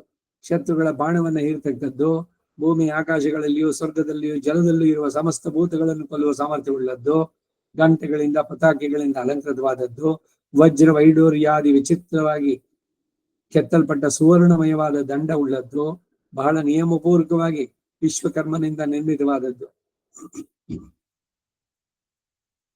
ವಿಶ್ವಕರ್ಮ ನಿರ್ಮಿಸಿದ್ದು. ಈಗ ಈ ವಿಗ್ರಹಗಳು ಅದನ್ನೆಲ್ಲ ಕಡಿತಾರಲ್ಲ, ಅವ್ರು ಸುಮ್ಮನೆ ಏನೋ ಕಲೆಯನ್ನು ಕಲ್ತಿದ್ರು ಅದರಿಂದ ಮಾಡ್ತಾ ಇದ್ದಾರೆ ಅಂತಲ್ಲ, ಅದರ ಜೊತೆಗೆ ಅವ್ರಿಗೂ ಆ ನಿಷ್ಠೆನಲ್ಲಿರ್ಬೇಕು. ಇವೆಲ್ಲ ನಾವಿದ್ದಲ್ಲಿ ನೋಡ್ತೀವಿ. ಈಗ ಇದರಲ್ಲಿ ಅನ್ಸುತ್ತೆ ಬಿಳಿಗಿರಿರಂಗನ ಬೆಟ್ಟದಲ್ಲಿ ಆ ಪಾದಕೆಗಳು 1 ವರ್ಷ ಆದ್ಮೇಲೆ ತಾನಾಗಿ ಅಲ್ಲಿ ಇದ್ದಂಗಿನ ಸೌದೋಗಿದೆಯಲ್ಲ ಅಂದ್ರೆ ರಾತ್ರಿ ಹೊತ್ತು ಅವನು ಸಂಚಾರಕ್ಕೆ ಹೋಗ್ತಾನೆ ಭಗವಂತ ಅಂತ ಅಂದ್ಬಿಟ್ಟು ಅಂತ. ಆ ದೊಡ್ಡದಾದಂತ ಪಾದಕೆಯನ್ನ ಹೊಲಿಯೋದಕ್ಕೆ ಆ ಚಮ್ಮಾರ ಕೂತ್ಕೊಳ್ಳೋನು ಒದ್ದೆ ಬಟ್ಟೆನಲ್ಲಿ ಕೂತ್ಕೊಳ್ತಾನೆ. ಅದು ಒಣಗಿದ ತಕ್ಷಣ ನಿಲ್ಲಿಸ್ಬಿಡ್ತಾನಂತ ಕೆಲಸವನ್ನ. ಇದು ಯಾಕಿದೆ ಹೇಳಿದೆ ಅಂದ್ರೆ ಒಂದೊಂದು ನಿಯಮಗಳನ್ನ ಪಾಲಿಸಿ ಆ ರೀತಿನಲ್ಲಿ ನಡೆಸುವಂತದ್ದು. ಅವಾಗ್ಲೇ ಅದಕ್ಕೆ ಆ ಸತ್ವ ತೇಜಸ್ಸು ಎಲ್ಲ ಉಂಟಾಗುವಂತದ್ದು. ಬ್ರಹ್ಮದ್ವೇಷಗಳನ್ನ ನಿರ್ಮೂಲ ಮಾಡತಕ್ಕದ್ದು. ಎಂತಹ ಬಲ ಸಾಹಸಗಳಿಂದಲೂ ಇತರರಿಂದ ತಡೆಯಲು ಅಸಾಧ್ಯವಾದಂತಹ ಮಹಾವೇಗವುಳ್ಳದ್ದು. ಅಂತಹ ಮಹಾಶಕ್ತಿಯನ್ನ ಯುಧಿಷ್ಠಿರನು ಘೋರ ಮಂತ್ರಗಳಿಂದ ಅಭಿಮಂತ್ರಿಸಿ ಶಲ್ಯನನ್ನು ಕೊಲ್ಲುವ ಸಂಕಲ್ಪದಿಂದ ಆಕಾಶ ಮಾರ್ಗದಲ್ಲಿ ಪ್ರಯೋಗಿಸಿದ. ಅದನ್ನು ಪ್ರಯೋಗಿಸುವಾಗ ಧರ್ಮರಾಜನು ಕೋಪದಿಂದ ಕುಣಿಯುತ್ತ ದೃಢಮುಷ್ಟಿಯಿಲ್ಲ ತೋಳನ್ನು ನುಡಿ, ಇದರಿಂದ ಇವನು ಹತನಾದಂತೆಯೇ ಎಂದು ಗರ್ಜಿಸಿ ಅಂಧಕಾಸುರನ ಸಂಹಾರಕ್ಕಾಗಿ ರುದ್ರನ ಬಾಣವನ್ನು ಪ್ರಯೋಗಿಸಿದಂತೆ ಅದನ್ನು ಬೀಸಿದ. ಸತ್ಯ ಧರ್ಮದಲ್ಲಿ ಯದಿ ರಾಮೋ ಇದ್ದಾನೆ ಅನ್ನೋದಾದ್ರೆ, ಹೇ ಅಸ್ತ್ರವೇ ನೀನು ಈ ಜಹಿ ರಾವಣಿಂ ಅಂತ ಒಂದು ಶ್ಲೋಕ ಅಲ್ಲಿ ಬಹಳ ಪ್ರಸಿದ್ಧವಾದಂತಹದ್ದು. ಬರೀ ಇವನು ಅಸ್ತ್ರವನ್ನ ಬಿಟ್ಟ ಅಂತಲ್ಲ, ಅದಕ್ಕೆ ಇದನ್ನ ಪಂಥವಾಗಿಟ್ಟು ಲಕ್ಷ್ಮಣ ಇಂದ್ರಜಿತುವನ್ನು ಕೊಲ್ಲಬೇಕಾದ ಹಾಗೆ ಒಂದೊಂದು ಅಸ್ತ್ರ ಅದಕ್ಕೆ ಜೊತೆಗೆ ಬರುವಂತಹದ್ದು. ಆ ಶಕ್ತಿಯನ್ನು ಬೀಸುವ ಕಾಲದಲ್ಲಿ ಧರ್ಮರಾಜನ ರೂಪ ಹಿಂದೆ ತ್ರಿಪುರ ಸಂಹಾರ ಕಾಲದಲ್ಲಿ ಮಹೇಶ್ವರನ ರೂಪದಂತೆ ಕಾಂತಿ ವಿಶೇಷದಿಂದ ಜ್ವಲಿಸ್ತಾ ಇತ್ತು. ಮತ್ತು ವಿಶಾಲವಾದ ಎದೆಯಿಂದಲೂ ವರ್ತುಲವಾದ ಸಣ್ಣ ನಡುವಿನಿಂದಲೂ ಕೂಡಿದ ರುದ್ರ ತನ್ನ ತೋಳನ್ನು ವಲಯಾಕಾರವಾಗಿ ತಿರುಗಿಸುತ್ತಾ ಸಂಧ್ಯಾಕಾಲದ ನರ್ತನದಿಂದ ವಿನೋದಿಸುವಂತೆ ಆಗ ಧರ್ಮರಾಜನ ರೂಪ ನೋಡುವವರಿಗೆ ದುಸ್ಸಹವಾದ ತೇಜಸ್ಸಿನಿಂದ ಬೆಳಗ್ತಾ ಇತ್ತು. ಹೀಗೆ ಧರ್ಮರಾಜನು ತನ್ನ ಸರ್ವಶಕ್ತಿಯಿಂದ ಪ್ರಯೋಗಿಸಿದ ಮಹಾಶಕ್ತಿಯು ತನಗೆದುರಾಗಿ ಬರುವುದನ್ನು ನೋಡಿ ಶಲ್ಯನು ಅಗ್ನಿಯು ಪವಿತ್ರವಾದ ಆಜ್ಯಧಾರೆಯನ್ನು ಹೇಗುವ ಹಾಗೆ ಸಂತೋಷದಿಂದ ಆ ಶಕ್ತಿಯ ಮೂಲಕವಾಗಿ ತನ್ನ ಸಾವನ್ನು ನಿರೀಕ್ಷಿಸುತ್ತಿದ್ದನೇ ಹೊರತು ಎದೆಗೊಂದಲಿಲ್ಲ. ಆ ಶಕ್ತಿ ಬಂದೊಡನೆ ಶಲ್ಯನ ಕವಚವನ್ನು ಹರಿದು ಅವನ ವಿಶಾಲವಾದ ಎದೆಯನ್ನು ಭೇದಿಸಿಕೊಂಡು ನೆಲದ ಮಣ್ಣಿನಲ್ಲಿ ನೀರು ಇಂಗಿ ಹೋಗುವಂತೆ ಆ ಮದ್ರಾಜನ ಕೀರ್ತಿಯನ್ನು ಎಳೆದುಕೊಂಡು ಭೂಮಿಯಲ್ಲಿ ನಾಟಿತು. ಅದರಿಂದ ಶಲ್ಯನ ಕಣ್ಣು, ಕಿವಿ, ಮೂಗು, ಬಾಯಿಗಳಿಂದ ರಕ್ತ ಸುರಿಯುತ್ತಿರಲು ಆ ರಕ್ತದಿಂದ ತೊಯ್ದ ಮೈಯುಳ್ಳವನಾಗಿ ಅವನ ಹಿಂದೆ ಷಣ್ಮುಖನಿಂದ ಭೇದಿಸಲ್ಪಟ್ಟಂತ ಕ್ರೌಂಚ ಪರ್ವತಂತೆ ಕಾಣಿಸ್ತಾ ಇದ್ದ. ಇಂದ್ರ ವಾಹನವಾದ ಐರಾವತಕ್ಕೆ ಸಮಾನನು ಮಹಾಬಲಶಾಲಿಯಾದಂತಹ ಶಲ್ಯ ವಜ್ರಾಹತವಾದ ಪರ್ವತ ಶಿಖರದಂತೆ ರಥದಿಂದ ಕೆಳಕ್ಕೆ ಬಿದ್ದು ತೋಳುಗಳನ್ನು ನೀಡಿ ದೀರ್ಘ ನಿದ್ರೆಯಲ್ಲಿ ಮಲಗಿಬಿಟ್ಟ. ಆಕಾಶದಿಂದ ಬಿದ್ದ ಇಂದ್ರಧ್ವಜದಂತೆ ಧರ್ಮರಾಜನ ಕಣ್ಣೆದುರಾಗಿ ಕೈಕಾಲುಗಳನ್ನು ಬೀಸಿ ಮಲಗಿದ್ದ ಆ ಶಲ್ಯನಿಗೆ ಮೈಯೆಲ್ಲ ಹರಿದು ಸರ್ವಾಂಗವು ರಕ್ತದಿಂದ ತೊಯ್ದು ಹೋಗಿತ್ತು. ಆಗ ಅವನು ತನಗೆ ಪ್ರೇಕಾಂತೆಯಾದ ಭೂಮಿಯಿಂದ ಆಲಂಗಿಸಲ್ಪಡುವಂತೆ ಬಹುಕಾಲದಿಂದ ಅನುಭವಿಸಿದ ಭೂಕಾಂತೆಯನ್ನು ತಾನು ತನ್ನ ಸರ್ವ ಅಂಗಗಳಿಂದಲೂ ಆಲಂಗಿಸುತ್ತಿರುವಂತೆ ಕಾಣಿಸಿದ. ಧರ್ಮಾತ್ಮನಾದ ಯುಧಿಷ್ಠಿರನಿಂದ ಧರ್ಮ ಯುದ್ಧದಲ್ಲಿ ಹತನಾದ ಶಲ್ಯ ಮೊದಲ ಯಾಗದಲ್ಲಿ ಆಹುತಿಗಳಿಂದ ಚೆನ್ನಾಗಿ ಜ್ವಲಿಸಿ ಆಗಲೇ ಶಾಂತವಾದ ಅಗ್ನಿಯಂತೆ ತೋರಿದ. ಧರ್ಮರಾಜನ ಶಕ್ತಿಯಿಂದ ಎದೆಯನ್ನು ಸೀಳಿ ಆಯುಧ ಧ್ವಜಗಳೆಲ್ಲವೂ ಕೈಯಿಂದ ಕದಲಿ ಬಿದ್ದು ಘಟಪ್ರಾಣನಾಗಿದ್ರು. ಆಗಲೂ ಆ ರಾಜ ತೇಜಸ್ಸು ಶಲ್ಯನನ್ನು ಬಿಟ್ಟಾಗಲಿಲ್ಲ. ಆಮೇಲೆ ಯುಧಿಷ್ಠನು ತನಗೆ ಎದುರಾಗಿ ಬಂದ ಇತರ ಸೈನ್ಯಗಳನ್ನೆಲ್ಲ ಗರುಡನು ಸರ್ಪಗಳನ್ನು ಹೇಗೋ ಹಾಗೆ ಬಾಣಗಳಿಂದ ನಿಗ್ರಹಿಸ್ತಾ ಬಂದ. ಧರ್ಮರಾಜನ ಬಾಣಗಳಿಂದ ಹೊಡೆಯಲ್ಪಟ್ಟ ಸೈನಿಕರು ರಕ್ತದಿಂದ ತೊಯ್ದ ದೇಹದೊಡನೆ ಬಹಳವಾಗಿ ನೊಂದು ಕಣ್ಣುಗಳನ್ನೇ ತೆರೆಯಲಾರದೆ ತಾವು ಹಿಡಿದಿದ್ದ ಶಸ್ತ್ರ ಅಸ್ತ್ರಗಳನ್ನೆಲ್ಲ ಬಿಟ್ಟು ಓಡಿದ್ರು. ಅನೇಕರು ಪ್ರಾಣಗಳನ್ನು ಬಿಟ್ಟು. ಹೇ ಮಹಾರಾಜ, ಶಲ್ಯನು ಸತ್ತು ಬಿದ್ದೊಡನೆ ಎಲ್ಲ ವಿಧದಲ್ಲಿಯೂ ಅವನಿಗೆ ಸಮಾನ ಗುಣವುಳ್ಳವನು ಯುವಕನೂ ಆದ ಅವನ ತಮ್ಮನೊಬ್ಬ ರಥಾರೂಢನಾಗಿ ಧರ್ಮರಾಜನ ಮೇಲೆ ಹಗೆ ತೀರಿಸಿಕೊಳ್ಳುವುದಕ್ಕಾಗಿ ಬಂದ. ಅವನನ್ನು ಕಂಡನೆ ಧರ್ಮರಾಜ 6 ಬಾಣಗಳಿಂದ ಅವನು ನುಡಿದು ಬೇರೆ 2 ಕ್ಷೀರಾಯುಧಗಳಿಂದ ಅವನ ಬಿಲ್ಲನ್ನ ಧ್ವಜವನ್ನು ಕತ್ತರಿಸಿಬಿಟ್ಟ. ಆಮೇಲೆ ತೀಕ್ಷ್ಣವಾದ ಒಂದು ಬಲ್ಲಾಯುಧದಿಂದ ಅವನ ತಲೆಯನ್ನು ಕಡಿದ. ಶಲ್ಯನ ತಮ್ಮ ಮುಂದಕ್ಕೆ ಬಂದಿದ್ದು. ಈ ಭೀಮ ಕೀಚಕನನ್ನು ಕೊಂದಾಗ ಅವನ ತಮ್ಮಂದು 106 ಜನ ಅವ್ರ ಒಟ್ಟಿಗೆ, ಅವರೆಲ್ಲರ 100 ಮೇಲೆ ಎಲ್ಲರನ್ನೂ ಬಡಿದು ಸಾಯಿಸಿದ್ದು ಅಲ್ಲಿ. ಹಾಗೆ ಇಲ್ಲಿ ಶಲ್ಯನ ಕಂದ ಅಂತ ಹೇಳ್ಬಿಟ್ಟು ಅವನ ತಮ್ಮ ಮುಂದೆ ಬಂದ. ಧರ್ಮರಾಜನಿಂದ ಅವನ ತಲೆ ಕೆಳಗುರುಳಿತು. ಪುಣ್ಯ ಕ್ಷಯವಾದ ಮೇಲೆ ಸ್ವರ್ಗದಿಂದ ಬೀಳುವಂತೆ ಕ್ಷೀಣೆ ಪುಣ್ಯ ಮರ್ತ್ಯಲೋಕಂ ವಿಶಂತಿ. ಈ ಪುಣ್ಯ ಸಿಗಲಿ ಅಂತ ಕೆಲಸ ಮಾಡೋದು ಏನಾಗುತ್ತೆ ಅಂದ್ರೆ ಅಲ್ಲಿ ಹೋಗಿ ಆ ಲೋಕಕ್ಕೆ ಎಷ್ಟು ಪುಣ್ಯದ ಇದೆಯೋ ಅಲ್ಲಿ ತನಕ ಮಾತ್ರ ಅಲ್ಲಿರ್ಬೋದು. ಅದು ಮುಗಿದ ತಕ್ಷಣ ಕೆಳಗೆ ಬರ್ಬೇಕು. ಕ್ಷೀಣೆ ಪುಣ್ಯ ಮರ್ತ್ಯಲೋಕಂ ವಿಶಂತಿ. ಆ ರೀತಿ ಶಲ್ಯನ ಅನುಜ ಅವನ ಮುಂಡ ರಥದಿಂದ ಕೆಳಕ್ಕೆ ಉರುಳಿತು. ಅದರಿಂದ ರಕ್ತ ಸುರಿತಾ ಇರುವುದನ್ನು ನೋಡಿ ನಮ್ಮ ಇತರ ಸೈನ್ಯಗಳು ಭಯಪಟ್ಟು ಓಡಿದವು. ಕುರು ಸೈನ್ಯದಲ್ಲಿ ದೊಡ್ಡ ಹಾಹಾಕಾರ ಉಂಟಾಯಿತು. ಪಾಂಡವರ ಬದಿಯಿಂದ ಎಲ್ಲರೂ ತತ್ತಳಿಸಿದರು, ಚದರಿ ಹೋಗ್ತಾ ಇದ್ರು. ಹೀಗೆ ಚದರಿ ಓಡುತ್ತಿರುವ ನಮ್ಮ ಸೈನ್ಯವನ್ನ ನೋಡಿ ಸಾತ್ವಿಕಿ ಅವುಗಳನ್ನು ಆಗಲೂ ಬಿಡದೆ ಬೆನ್ನಟ್ಟಿ ಬಾಣಗಳಿಂದ ಹೊಡಿತಾ ಇದ್ದ. ಮಹಾಧನುರ್ಧನು ಶತ್ರು ದುಸ್ಸಹನಾದ ಸಾತ್ವಿಕಿ ಹೀಗೆ ಬೆನ್ನಟ್ಟಿ ಬರೋದನ್ನ ನೋಡಿ ಕೃತವರ್ಮ ವೇಗದಿಂದ ಬಂದು ಅವನನ್ನು ಎದುರಿಸಿದ.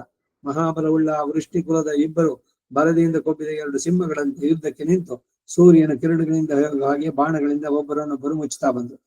ಆ ವೃಷ್ಟಿಕುಲ ವೀರರಿಬ್ಬರು ಬಾಣಗಳು ಆಕಾಶದಲ್ಲಿ ಶಲಭಗಳಂತೆ ಎಲ್ಲೆಲ್ಲಿಯೂ ವ್ಯಾಪಿಸುವುದನ್ನು ಮಾತ್ರ ನಾವು ಕಾಣ್ತಾ ಇದ್ವಿ. ಆಗ ಕೃತವರ್ಮನು ಸಾತ್ವಿಕೆಯನ್ನು 10 ಬಾಣಗಳಿಂದ ಅವನ ಕುದುರೆಗಳಿಂದ 3 ಬಾಣಗಳಿಂದಲೂ ಹೊಡೆದು ಬೇರೊಂದು ಬಾಣದಿಂದ ಸಾತ್ವಿಕೆ ಕೈಯಲ್ಲಿದ್ದ ಬಿಲ್ಲನ್ನು ತುಂಡು ಮಾಡಿದ. ಒಡನೆ ಸಾತ್ವಿಕೆ ಮುರಿದ ಬಿಲ್ಲನ್ನು ಬೀಸಲು ಬೇರೊಂದು ದೃಢವಾದ ಬಿಲ್ಲನ್ನು ತೆಗೆದುಕೊಂಡು ಕೃತವರ್ಮನ ಎದೆಗೆ ಗುರಿ ಇಟ್ಟು 10 ಬಾಣಗಳನ್ನ ವೇಗದಿಂದ ಹೊಡೆದ. ಆಮೇಲೆ ತಿರುಗಿ ಬೇರೆ ಬಾಣಗಳನ್ನು ಬಿಟ್ಟು ಅವನ ರಥದ ನೊಗದ ಮೂಕೆಯನ್ನ, ಮತಾಶ್ವಗಳನ್ನ, ಅವನ ಉಭಯ ಪಾರ್ಶ್ವಗಳಲ್ಲಿರುವ ಅಂಗರಕ್ಷಕರನ್ನ, ಅವನ ಸಾರಥಿಯನ್ನು ಕ್ರಮವಾಗಿ ಭೇದಿಸಿದ. ಕೃತವರ್ಮನು ರಥಹೀನಾಗಿರುವುದನ್ನು ನೋಡಿ ಕೃಪ ವೇಗದಿಂದ ಬಂದು ಅವನು ತನ್ನ ರಥದ ಮೇಲೆ ಏರಿಸಿಕೊಂಡು ಬೇರೆ ಕಡೆಗೆ ಕರೆದುಕೊಂಡು ಹೊರಟೋದ. ರಾಜೇಂದ್ರ, ಸೇನಾಧಿಪತಿಯಾದ ಶಲ್ಯ ಸತ್ತು ಕೃತವರ್ಮನು ವಿರತನಾಗಿ ರಣರಂಗವನ್ನು ಬಿಟ್ಟು ಹೋದದ್ದನ್ನು ನೋಡಿ ನಿನ್ನ ಸೈನ್ಯಗಳೆಲ್ಲ ಇನ್ನು ತಮಗೆ ಉಳಿಗಾಲ ಇಲ್ಲ ಎಂದು ಯುದ್ಧದಿಂದ ಹಿಂತಿರುಗಿ ಓಡೋದಕ್ಕೆ ಆರಂಭಿಸಿದವು. ಈ ಸೈನ್ಯಗಳೆಲ್ಲ ಚದುರಿ ಓಡ್ತಾ ಇರುವಾಗ ಸೇನಾ ಧೂಳಿಯಿಂದ ದಿಕ್ಕುಗಳೆಲ್ಲವೂ ಮರೆಸಿ ಹೋಗಿ ತನ್ನವರೆಂದು ಶತ್ರುಗಳೆಂದು ಕಂಡುಹಿಡಿಯುವುದೇ ಅಸಾಧ್ಯವಾಯಿತು. ಆ ಯುದ್ಧದಲ್ಲಿ ಕೌರವ ಸೈನ್ಯವೆಲ್ಲವೂ ಬಹಳ ಮಟ್ಟಿಗೆ ನಷ್ಟವಾಗಿ ಉಳಿದ ಸ್ವಲ್ಪ ಸೈನ್ಯ ಹಿಂತಿರುಗಿ ಓಡಿತು.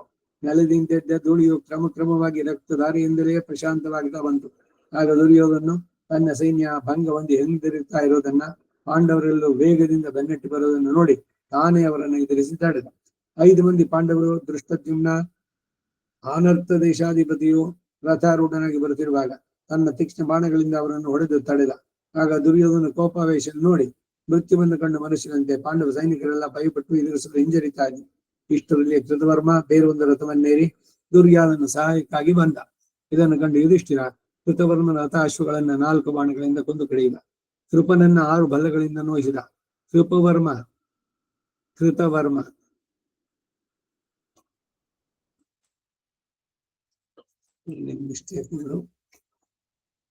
ಕೃತವರ್ಮ ರಥಹೀನನಾಗಿರುವುದನ್ನು ಕಂಡು ಅಶ್ವತ್ಥಾಮ ಅವನನ್ನು ತನ್ನ ರಥದ ಮೇಲೆ ಇರಿಸಿಕೊಂಡು ಹಿಂತಿರುಗಿದ.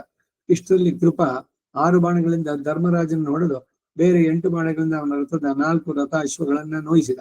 ಹೇ ಧೃತರಾಷ್ಟ್ರ ಮಹಾರಾಜ, ನಿನ್ನ ಮತ್ತು ನಿನ್ನ ಮಗನ ದುರಾಲೋಚನೆಯ ಬಲದಿಂದ ಆ ದಿನದ ಯುದ್ಧ ಈ ವಿಧವಾಗಿ ಮುಗಿಯಿತು. ಮಹಾಧನುರ್ಧನಾದ ಶಲ್ಯ ಯುದ್ಧದಲ್ಲಿ ಧರ್ಮರಾಜನಿಂದ ಹತನಾದ ಮೇಲೆ ಪಾಂಡವರೆಲ್ಲ ಪರಮ ಸಂತೋಷದಿಂದ ಶಂಖವನ್ನು ಓದಿದ್ರು.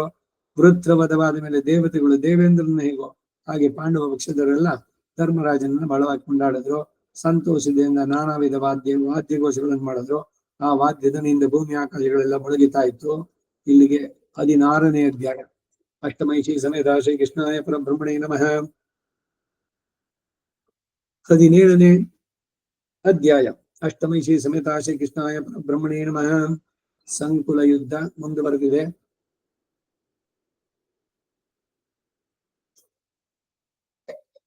ಹೇ ಮಹಾರಾಜ ಹೇಳು. ಅಷ್ಟಮೈಷಿ ಸಮೇತ ಶ್ರೀ ಕೃಷ್ಣಾಯ ಪರಬ್ರಹ್ಮಣೇ ನಮಃ. ಶಲ್ಯನು ಹತನಾದೊಡನೆ ಅವನಿಗೆ ಬೆಂಬಲವಾಗಿ ಬಂದಿದ್ದ 700 ಮಂದಿ ರಥವೀರರು ಬಲಾತ್ಕಾರದಿಂದ ಮುಂದೆ ನುಗ್ಗಿದರು. ಆಗ ದುರ್ಯೋಧನ ಪರ್ವತದಂತೆ ಮಹೋನ್ನತವಾದ ಆನೆ ಮೇಲೆ ತನ್ನ ರಾಜ ಚಿಹ್ನೆಗಳಾದ ಛತ್ರ ಚಾಮರಗಳನ್ನೇ ಕುಳಿತುಕೊಂಡು, ವೀರರೇ, ಈಗ ಹೋಗಬೇಡಿ, ನಿಲ್ಲಿ ಎಂದು ತಡೀತಾ ಇದ್ದ. ಹೀಗೆ ದುರ್ಯೋಧನ ಅಡಿಗಡಿಗೆ ಕೂಗಿ ಕರೆದ್ರು. ಆ ರಥಿಕರೆಲ್ಲ ಯುಧಿಷ್ಠರನ್ನ ಕೊಂದು ಹಾಗೆ ತೀರಿಸಿಕೊಳ್ಳುವ ಆತುರದಿಂದ ಪಾಂಡವ ಸೈನ್ಯದೊಳಗೆ ಪ್ರವೇಶಿಸಿಬಿಟ್ರು. ಅವರೆಲ್ಲರೂ ಯುದ್ಧಕ್ಕೆ ನಿಶ್ಚಯ ಮಾಡಿಕೊಂಡು ಧನುಷ್ಠಂಕಾರ ಮಾಡುತ್ತಾ ಪಾಂಡವ ಸೈನಿಕರನ್ನು ಹೊಡೆಯಲಾರಂಭಿಸಿದರು. ಇಷ್ಟರಲ್ಲಿ ಬೇರೆ ಕಡೆಯಲ್ಲಿ ಇದ್ದ ಅರ್ಜುನ, ಶಲ್ಯನು ತನ್ನ ಅಣ್ಣನಿಂದ ಹತನಾದದ್ದನ್ನ ಆ ಶಲ್ಯನ ಅಂಚರಾದ ಮಹಾರಥರು ಹಾಗೆ ತೀರಿಸಿಕೊಳ್ಳುವುದಕ್ಕಾಗಿ ತನ್ನ ಅಣ್ಣನಾದ ಧರ್ಮರಾಜನು ಸುತ್ತಿಕೊಂಡಿರುವುದನ್ನು ಕೇಳಿ ಕೋಪದಿಂದ ತನ್ನ ಗಾಂಡೀವನ್ನು ಧ್ವನಿ ಮಾಡುತ್ತಾ ದಿಕ್ಕುಗಳನ್ನೆಲ್ಲ ಮೊಳಗಿಸುವ ರಥ ಘೋಷದೊಡನೆ ವೇಗದಿಂದ ಓಡಿ ಬಂದ. ಅರ್ಜುನನು, ಭೀಮ, ನಕುಲ ಸಹದೇವರು, ಸಾತ್ವಿಕಿ 5 ಮಂದಿ ಉಪಪಾಂಡವರು, ದೃಷ್ಟದ್ಯುಮ್ನ, ಶಿಖಂಡಿ ಎಲ್ಲರೂ ಪಾಂಚಾಲ ಸೋಮಕ ಸೈನ್ಯಗಳೊಡನೆ ಕಲಿತು ಧರ್ಮರಾಜನ ಅಪಾಯದಿಂದ ರಕ್ಷಿಸುವುದಕ್ಕಾಗಿ ಅವನು ಸುತ್ತಲೂ ಆವರಿಸಿಕೊಂಡು ಆ ಮದ್ರ ಸೈನಿಕರನ್ನೆಲ್ಲ ಹೊಡೆಯಲಾರಂಭಿಸಿದರು. ಹೀಗೆಲ್ಲರೂ ಸುತ್ತಿಕೊಂಡು ಧರ್ಮರಾಜನ ರಕ್ಷಿಸುತ್ತಿರುವಾಗಲೂ ಮಕರಗಳು ಸಮುದ್ರವನ್ನು ಹೇಗೋ ಹಾಗೆ ಆ ಮದ್ರವೀರರು ಪಾಂಡವ ಸೈನ್ಯವನ್ನು ಕಲಗಿಸ್ತಾ ಇದ್ರು. ಬಿರುಗಾಳಿಯ ಮರಗಳನ್ನು ನಡುಗಿಸುವಂತೆ ನಿನ್ನ ಕಡೆ ಇವರು ಪಾಂಡವ ಸೈನ್ಯವನ್ನೆಲ್ಲ ನಡುಗಿಸ್ಬಿಟ್ರು. ಇದಿರ ಗಾಳಿಯಿಂದ ಕಲಗಲ್ಪಡುವ ಗಂಗಾ ನದಿಯ ಪ್ರವಾಹದಂತೆ ಪಾಂಡವ ಸೈನ್ಯ ತತ್ತಳಿಸ್ತಾ ಇತ್ತು. ಮಹಾಬಲಶಾಲಿಗಳಾದ ಮದ್ರವೀರರು ಬಹುಮಂದಿ ಸೇರಿ ಪಾಂಡವರ ಸೈನ್ಯವನ್ನು ಚದುರಿಸ್ತಾ, ಎಲ್ಲಿ ರಾಜನಾದ ಯುಧಿಷ್ಠಿರ ಎಲ್ಲಿ, ಶೂರರಾದ ಅವನ ತಮ್ಮಂತರಾದರೂ ಈಗ ಎಲ್ಲಿದ್ದಾರೆ, ಅವರು ಯಾರು ಈಗ ಕಾಣುವುದಿಲ್ವಲ್ಲ, ದೃಷ್ಟದ್ಯುಮ್ನ ಎಲ್ಲಿ, ಸಾತ್ವಿಕ ಎಲ್ಲಿ, ದ್ರೌಪದಿ ಮಕ್ಕಳಲ್ಲಿ, ಮಹಾವೀರಿ ಶಾಲಿಗಳಿಂದ ಹೇಳಿಕೊಳ್ಳುತ್ತಿದ್ದ ಆ ಪಾಂಚಾಲರಲ್ಲಿ, ಮಹಾರಥನಾದ ಶಿಖಂಡಿಯಲ್ಲಿ ಎಂದು ಮೂದಲಿಸಿ ಕರೀತಾ ಇದ್ದರು. ಹೀಗೆ ಕೂಗುತ್ತಿರುವ ಮದ್ರಾಜನ ಕಡೆಯವರನ್ನ ನೋಡಿ ಮೊದಲು ಆ 5 ಮಂದಿ ಪಾಂಡವರು ಯುಯಧಾನ ಬಾಣಗಳಿಂದ ತಡೆದರು. ಇವರ ಬಾಣಗಳಿಂದ ಆಗಲೇ ಅನೇಕ ರಥಿಕರಿಗೆ ರಥಶಿಖರಗಳು ಮುರಿದಿದ್ವು. ಕೆಲವರಿಗೆ ಧ್ವಜಗಳು ಭಗ್ನವಾದವು. ಅನೇಕ ರಥಿಕರು ರಥ ಧ್ವಜಗಳನ್ನ ಕಳೆದುಕೊಂಡು ಭಂಗ ಹೋದಿದ್ದನ್ನು ನಾವು ನೋಡುದು. ರಾಜೇಂದ್ರ, ಇಷ್ಟರಲ್ಲೇ ನಿನ್ನ ಮಗನಾದ ದುರ್ಯೋಧನ ಪಾಂಡವರ ವೇಗವನ್ನು ನೋಡಿ ತನ್ನ ಸೈನ್ಯಗಳನ್ನು ಹಿಂತಿರುಗದಂತೆ ಸಮಾಧಾನ ಹೇಳಿ ತಡೆದ. ಆಗಲೂ ದುರ್ಯೋಧನ ಮಾತಿಗೆ ಯಾರೂ ಲಕ್ಷ್ಯ ಕೊಟ್ಟು ನಡೆಸಲಿಲ್ಲ. ಆಗ ಶಕುನಿ, ನಿನ್ನ ಮಗನನ್ನು ನೋಡಿ, ಕೌರವೇಂದ್ರ, ಏನಿದು, ನಮ್ಮ ಕಣ್ಣಿದಿರಾಗಿಯೇ ಪಾಂಡವರಿಂದ ಮದ್ರ ಸೈನ್ಯ ಕೊಲ್ಲಲ್ಪಡ್ತಾ ಇದೆಯಲ್ಲ, ನೀನು ಕಣ್ಣಿದಿರಿಗೆದ್ದುಕೊಂಡಿರುವಾಗ ಹೀಗೆ ಯುದ್ಧದಲ್ಲಿ ಅವರನ್ನು ಬಿಟ್ಕೊಡೋದು ಸರಿಯಲ್ಲ. ಹಿಂದೆ ಈ ದಿನದ ಯುದ್ಧಕ್ಕೆ ಹೊರಡುವ ಮೊದಲು ನಾವೆಲ್ಲರೂ ಒಂದಾಗಿ ಒಬ್ಬರಿಗೊಬ್ಬರು ಬೆಂಬಲವಾಗಿದ್ದುಕೊಂಡು ಒಬ್ಬರನ್ನೊಬ್ಬರು ರಕ್ಷಿಸ ಯುದ್ಧ ಮಾಡಕ್ಕೆ ಎಂದು ಹೇಳಿದ್ದೆ ಅಲ್ವೇ? ಅದು ನಿನಗೆ ಜ್ಞಾಪಕ ಇಲ್ವೇ? ಹಾಗೆ ನೆನಪಿನಲ್ಲಿದ್ದು ಪಾಂಡವರು ನಮ್ಮನ್ನು ಕೊಲ್ಲುತ್ತಿರುವಾಗ ನೀನೇಕೆ ಹೀಗೆ ಉದಾಸೀನಾಗಿದ್ದೆ ಎಂದ. ಅದಕ್ಕೆ ಆ ದುರ್ಯೋಧನ, ಹೇ ಮಾವ, ಹಿಂದೆ ನಾನು ಎಷ್ಟಿಷ್ಟು ವಿಧವಾಗಿ ಹೇಳಿ ಕಳೆದ್ರು ನನ್ನ ಮಾತನ್ನು ಇವರು ಲಕ್ಷ್ಯ ಮಾಡಲಿಲ್ಲ. ಇವರೇ ಪಾಂಡವ ಸೈನ್ಯಕ್ಕೆ ನುಗ್ಗಿ ಅವರಿಂದ ಬಹಳ ಮಟ್ಟಿಗೆ ನಾಶ ಹೊಂದಿದ್ರು ಎಂದ. ಅದಕ್ಕೆ ಆ ಶಕುನಿ, ಹೇ ದುರ್ಯೋಧನ, ಯುದ್ಧದಲ್ಲಿ ಇದು ಸಹಜವೇ. ಯುದ್ಧ ಕಾಲದಲ್ಲಿ ವೀರರಿಗೆ ವೀರಾವೇಶ ಹುಟ್ಟಿದಾಗ ಅವರು ತಮ್ಮ ಪ್ರಭುವಿನ ಆಜ್ಞೆಯನ್ನು ಲಕ್ಷ್ಯ ಮಾಡದೆ ಅವನ ಮಾತಿಗೆ ಕಟ್ಟು ಬಿಡದೆ ಮುಂದೆ ಬೀಳ್ತಾರೆ. ಆದ್ದರಿಂದ ಅವರ ಮೇಲೆ ಈಗ ನೀನು ಕೋಪಿಸಬಾರದು. ಅವರನ್ನು ಉಪೇಕ್ಷಿಸುವುದಕ್ಕೂ ಇದು ಕಾಲ ಅಲ್ಲ. ನಮ್ಮ ಚತುರಂಗ ಸೈನ್ಯಗಳೊಡನೆ ಎಲ್ಲರೂ ಒಂದಾಗಿ ಸೇರಿ ಆ ಮದ್ರವೀರನ್ನು ರಕ್ಷಿಸಿಕೊಳ್ಳುವುದಕ್ಕಾಗಿ ಆದಷ್ಟು ಪ್ರಯತ್ನ ಮಾಡಬೇಕು. ನಡೆ, ಹೋಗೋಣ, ಒಬ್ಬರನ್ನೊಬ್ಬರು ಪ್ರಯತ್ನದಿಂದ ರಕ್ಷಿಸಬೇಕು ಎಂದು ಆಲೋಚಿಸಿಕೊಂಡು ಆ ಸೈನಿಕರಿದ್ದಲ್ಲಿ ಹೊರಟು. ಹೇ ಧೃತರಾಷ್ಟ್ರ ಮಹಾರಾಜ, ಆಗ ನಿನ್ನ ಮಗನು ದೊಡ್ಡ ಸೈನ್ಯದೊಡಗೂಡಿ ಸಿಂಹನಾದದಿಂದಲೇ ಭೂಮಿಯನ್ನು ನಡುಗಿಸುವಂತೆ ಹೊರಟ. ಆಗ ನಿನ್ನ ಸೈನ್ಯದಲ್ಲಿ ಹಿಡಿಯಿರಿ, ಹೊಡೆಯಿರಿ, ಬಡಿಯಿರಿ, ಕೊಲ್ಲಿರಿ, ಕತ್ತರಿಸಿ ಎಂಬ ಕೂಗಾಟ ಪ್ರಬಲವಾಯಿತು. ಪಾಂಡವರಾದವರು ಶಲ್ಯನ ಅನುಚರರೆಲ್ಲ ಗುಂಪಾಗಿ ಬಂದಿರುವುದನ್ನು ನೋಡಿ ಅವರ ಸೇನಾಗುಲ್ಪದ ನಡುಭಾಗವನ್ನು ಪ್ರವೇಶಿಸಿ ಅವರನ್ನೆಲ್ಲ ಹೊಡೆಯಲಾರಂಭಿಸಿದರು. ಒಂದು ಮುಹೂರ್ತ ಕಾಲದವರೆಗೆ ಉಭಯ ಪಕ್ಷದ ವೀರರಿಗೂ ಕೈಕಲಿತು ಯುದ್ಧ ಆಯಿತು. ಅದರಲ್ಲಿ ಮದ್ರಾಜನ ಕಡೆಯ ವೀರರೆಲ್ಲ ಹತರಾದರು. ಹೀಗೆ ನಮ್ಮ ಕಡೆಯಿಂದ ಹೊರಟವರಲ್ಲಿ ಮದ್ರರಾಜನ ಪರಿವಾರಗಳೆಲ್ಲ ಸತ್ತು ಹೋದ ಮೇಲೆ ಶತ್ರುಗಳಾದ ಪಾಂಡವರು ಜಯೋತ್ಸಾಹದಿಂದ ಒಟ್ಟಾಗಿ ಸೇರಿ ಕೋಲಾಹಲ ಮಾಡ್ತಾ ಇದ್ರು. ಇಷ್ಟರಲ್ಲಿ ಯುದ್ಧರಂಗದ ನಾನಾ ಕಡೆಗಳಲ್ಲಿ ತಲೆ ಇಲ್ಲದ ಮುಂಡಗಳು ಎದ್ದೆದ್ದು ಕುಣಿದಾಡುವಂತೆ ಕಾಣಿಸ್ತವೆ. ಸೂರ್ಯಮಂಡಲವನ್ನು ಭೇದಿಸಿಕೊಂಡ ದೊಡ್ಡ ಉಲ್ಕಿ ಬಂದು ಆಕಾಶದಿಂದ ಭೂಮಿಗೆ ಬಂದು ಬಿತ್ತು. ಆಗ ರಣರಂಗದಲ್ಲಿ ಎಲ್ಲಿ ನೋಡಿದ್ರು ನೊಗಗಳು ಮುರಿದು ಅಚ್ಚು ಮುರಿದ ರಥಗಳು, ಸತ್ತು ಬಿದ್ದ ಮಹಾರಥರು, ಒಂದು ಕೆಡಲ್ಪಟ್ಟ ಕುದುರೆಗಳು ಅಸಂಖ್ಯಾತವಾಗಿ ಬಿದ್ದಿದ್ದು.